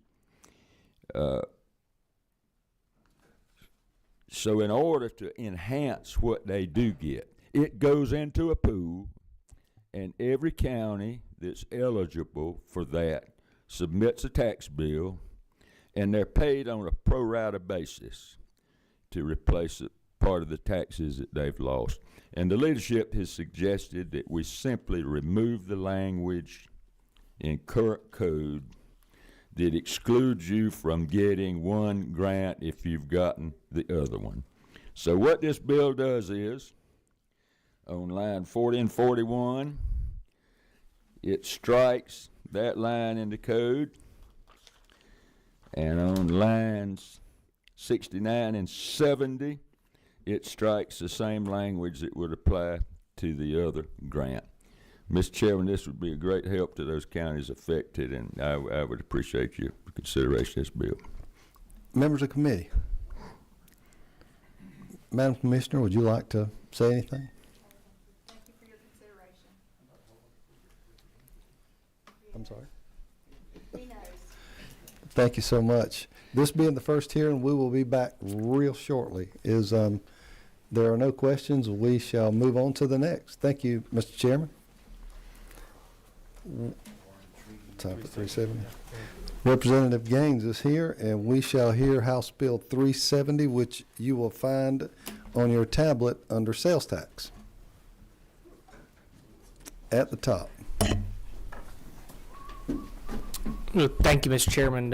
House Bill 370, I know we heard in Excuse me, it was an ad valorem. Yep, So sorry. Ad valorem sales in the ad valorem committee last week. And what this bill aims to do is to give taxpayers a little more transparency. You know, obviously we've seen, unfortunately, a number of local governments opting out of House Bill 581 that provided some tax relief to homeowners. And so what this bill does is it requires a notice to be put on property tax bills in jurisdictions where their local school board, city, or county opted out of 581. It does have exceptions for those cities and counties that already have a similar property tax break, and at the request of some folks on the committee, if any school, and I think is a good measure, if any school system has a senior tax exemption at 100%, then those school systems or school boards will be left out of this bill as well, and that's the concept. This being the second hearing, are there any questions of committee? Yes, sir. Excuse me, Mr. Chairman. Vice Chairman Gaines, would you point me to the line that does that, talks about the 100% exemption? Sure.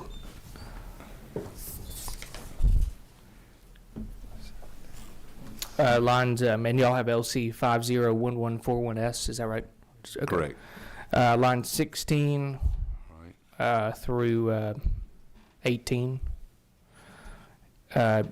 Or a homestead exemption that is generally applicable to all seniors in the amount of a full assessed value of the homestead. And then also in section, it also is again highlighted in line 25 to 26 for that notice. Applicable to all seniors in the amount of full homestead exemption. Thank you so much. Chairman Smith. Vance Smith. Oh, I'm sorry. That's me. Oh, sorry. This at the end microphone is. Go right ahead, Doc. Sorry.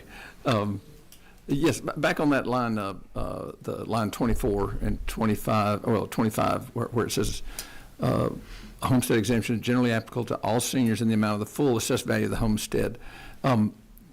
There's a county that has seniors. It's actually 70 and up in this county, but this, whichever it is, if it's the entire amount of the school tax, does that mean neither the governing authority nor the school district No, has to just say not this? the school, not the school system, but So the since county. it only affects the school tax, That's even right. though it's a county decision, but Well, it's a, yeah. So- But that doesn't impact county revenues, it only impacts school revenues. so the county doesn't, just because the school system exempts all of it from that, it doesn't refer back to line 21 and 22 that it's not that everybody in that county gets to be exempt from this notice. That's It's right. just the school system, right? That's right. Okay, thank you. In fact, each taxing authority can have something different. Is that not true? Right. Well, and if a county, I don't know if there is a county in the state that does this, but if a county totally exempted seniors from property taxes, they would be eligible for this. I just don't know that any county or city does that. Any other questions of committee? Yes, sir. Number 8. Line 18, just reserve funds. Is the intent of that to mean restricted and unrestricted reserve funds? Because you're going to have restricted reserve funds that are from SPLOST or SPLOST or East Lost, that kind of thing, and then you have reserve that's unrestricted, and the two of them combined could be a significant amount, and if you don't include them, they could be a smaller amount. I think as it's written now, it would include both, but I'm open to, if you Gotcha. suggest a change, I'm certainly open to that. Okay. I think what we're trying to get at is the unrestricted reserves, and I think that's, and this is what I talked about in the last committee meeting, but, you know, statewide, when you add up all the school systems, it's $6.5 billion in reserves that the school systems have. Thank you, Mr. Chairman. Thank you, Representative Cannon. Anyone else? This being the second hearing, I will entertain a motion. We got a motion and a second. All those in favor of the motion will say aye. All those opposed. This moves on to Rules Committee. Thank you. Full committee. I'm sorry, we hadn't got out of rules, full committee. Last one today is House Bill 577. Wait a minute. Nope. Yep, you're right. That's right. Yep, 577. 577. Perfect. Well, thank you, Mr. Chairman. House Bill 577 is a bill that similar to what the House passed last year that I carried, House Bill 1260, that I think received all but 4 votes on the House floor, so it's very bipartisan, almost unanimous vote. And what the goal of this bill is to try to get a hold on what we've seen is a mass influx of illegal disposable vapes in our across the state, and a number of states have passed similar legislation to try to get a hold on this issue. And we had a study committee that I'm not sure if anybody in here was on that study committee, but we had a study committee that we went all across the state looking at this issue. And the amount of disposable vapes, particularly coming from China, that have influxed into the market, really targeting our children, is quite significant. And what we have found, and I think all sides of this issue would agree, that the FDA has done a really bad job in many respects, but certainly one of those is enforcement. And so what we have done here is try to ensure that here in Georgia we're going to make sure that these illegal disposable Chinese vapes don't flood our markets. And the way we've done that is to create a registry of what is legal and what is not legal in Georgia. And I want to be clear from the onset, this registry doesn't change what is legal today. It doesn't make anything that is legal now illegal. All this does is create a registry so that convenience stores and other stores, vape stores, otherwise, know what's legal. This is the crazy about where we are today, is that a store has no idea if what they're selling is legal or not, because there is no list of legal products in the United States. There is a list of fully FDA authorized products, and there's about 30 of those that have full FDA authorization. But there's an untold number of products across the country that the FDA has said are okay to sell, but as they are in pending review status with the FDA. And they had to, and the FDA basically said you had to submit, and you'll see this in the bill, but it's on line 35. There were certain dates that the FDA required submittal before on what's called a pre-market tobacco product application, PMTA.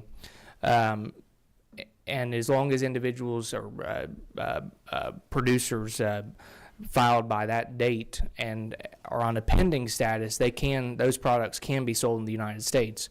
If they've been denied by the FDA, they cannot be sold in the United States. And if they weren't submitted by that time, they can apply to the FDA, but until they are given authorization, they cannot be sold. So again, this doesn't change what is legal, what's not legal.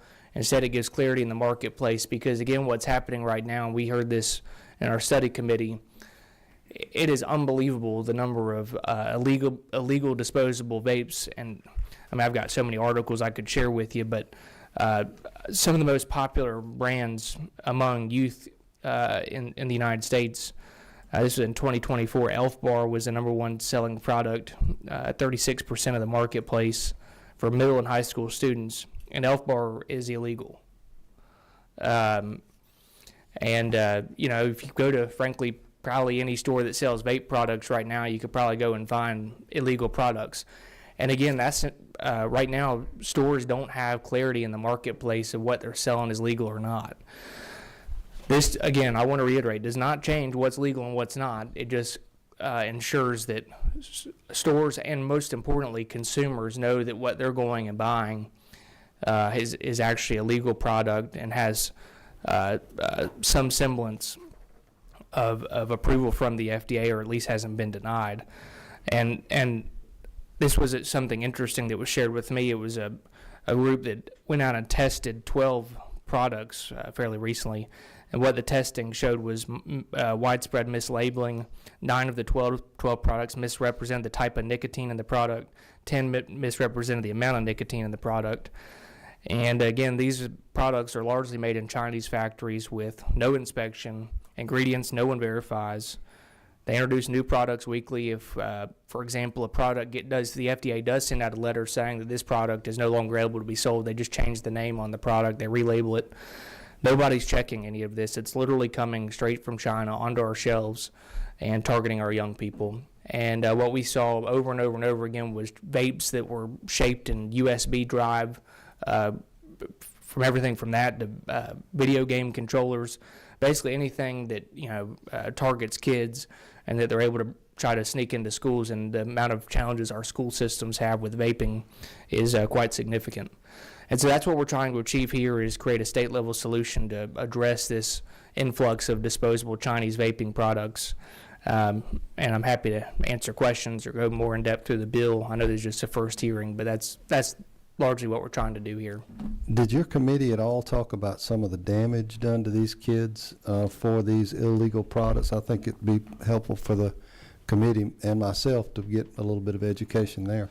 It can have obviously lifelong impacts. I mean, everything from there have been examples, and I don't know if anybody testifying today will share some of these, but everything from a fentanyl-laced vape that has killed young people. They thought they were getting a vape product that they didn't know what was in it, and it was laced with fentanyl, and a young person died. To if you're getting a legit vape, at a young age, obviously it can have lifelong consequences, for that young person as they grow up.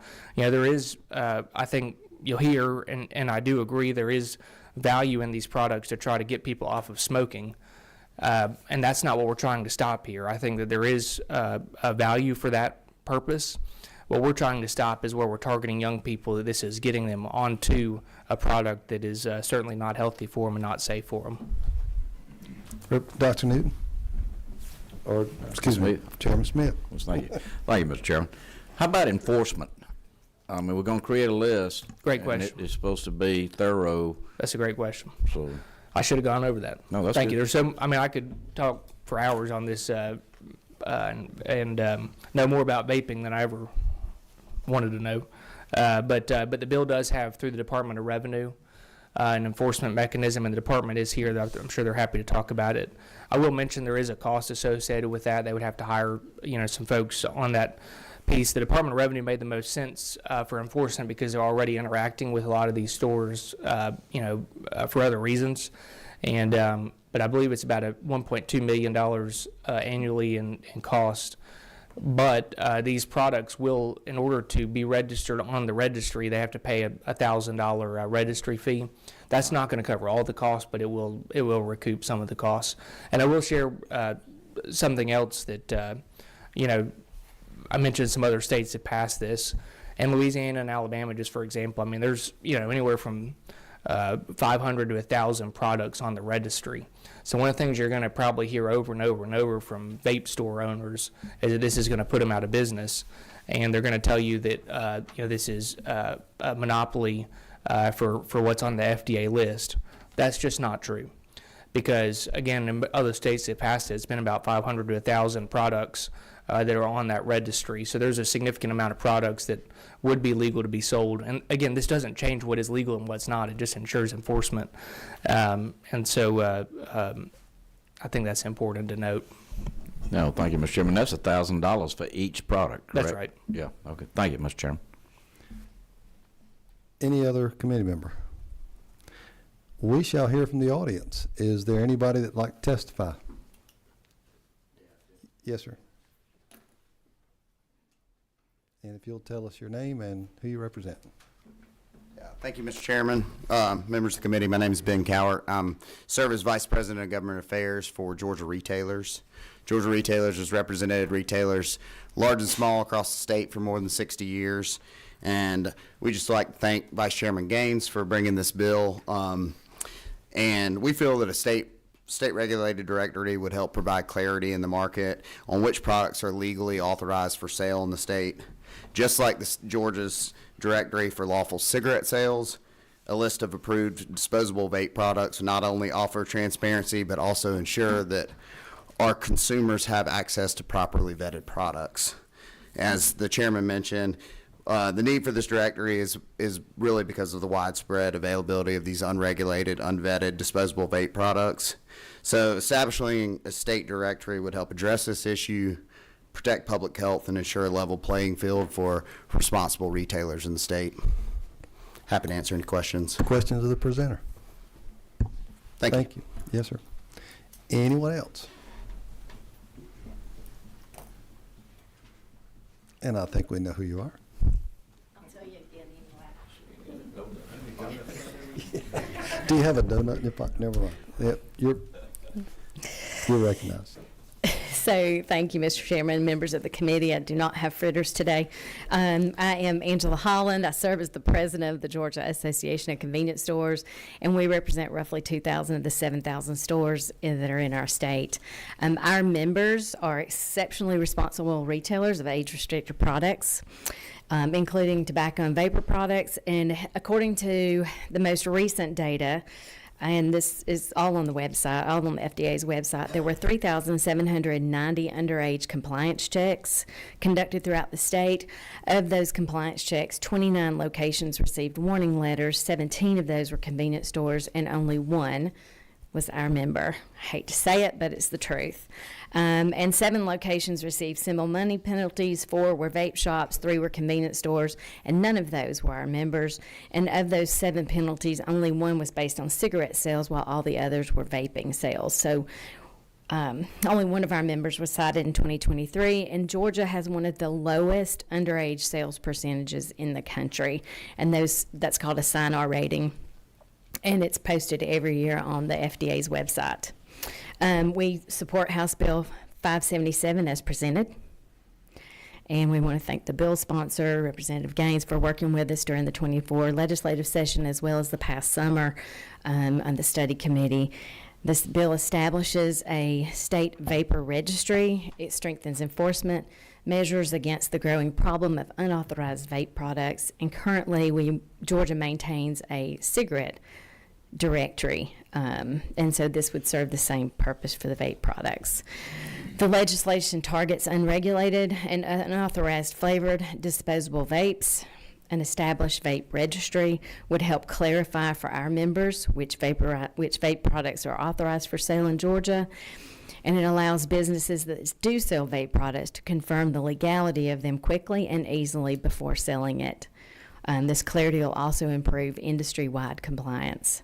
We believe that transparency and accountability are needed to address the concerns that we have with all the vapor products, especially due to the lack of enforcement from the FDA. Responsible retailers, like my members, want clarity regarding ambiguous and confusing regulations, and this bill provides those tools that are necessary to make informed decisions about their inventory and to operate ethically. And I'd be glad to answer any questions. Members? Thank you so much. I'll have fritters tomorrow. Yeah, fritters tomorrow. Anyone else like to testify, for or against? Speak now or forever. This being the last bill that we're to hear today, if there's nothing else to come before the committee, we adjourn.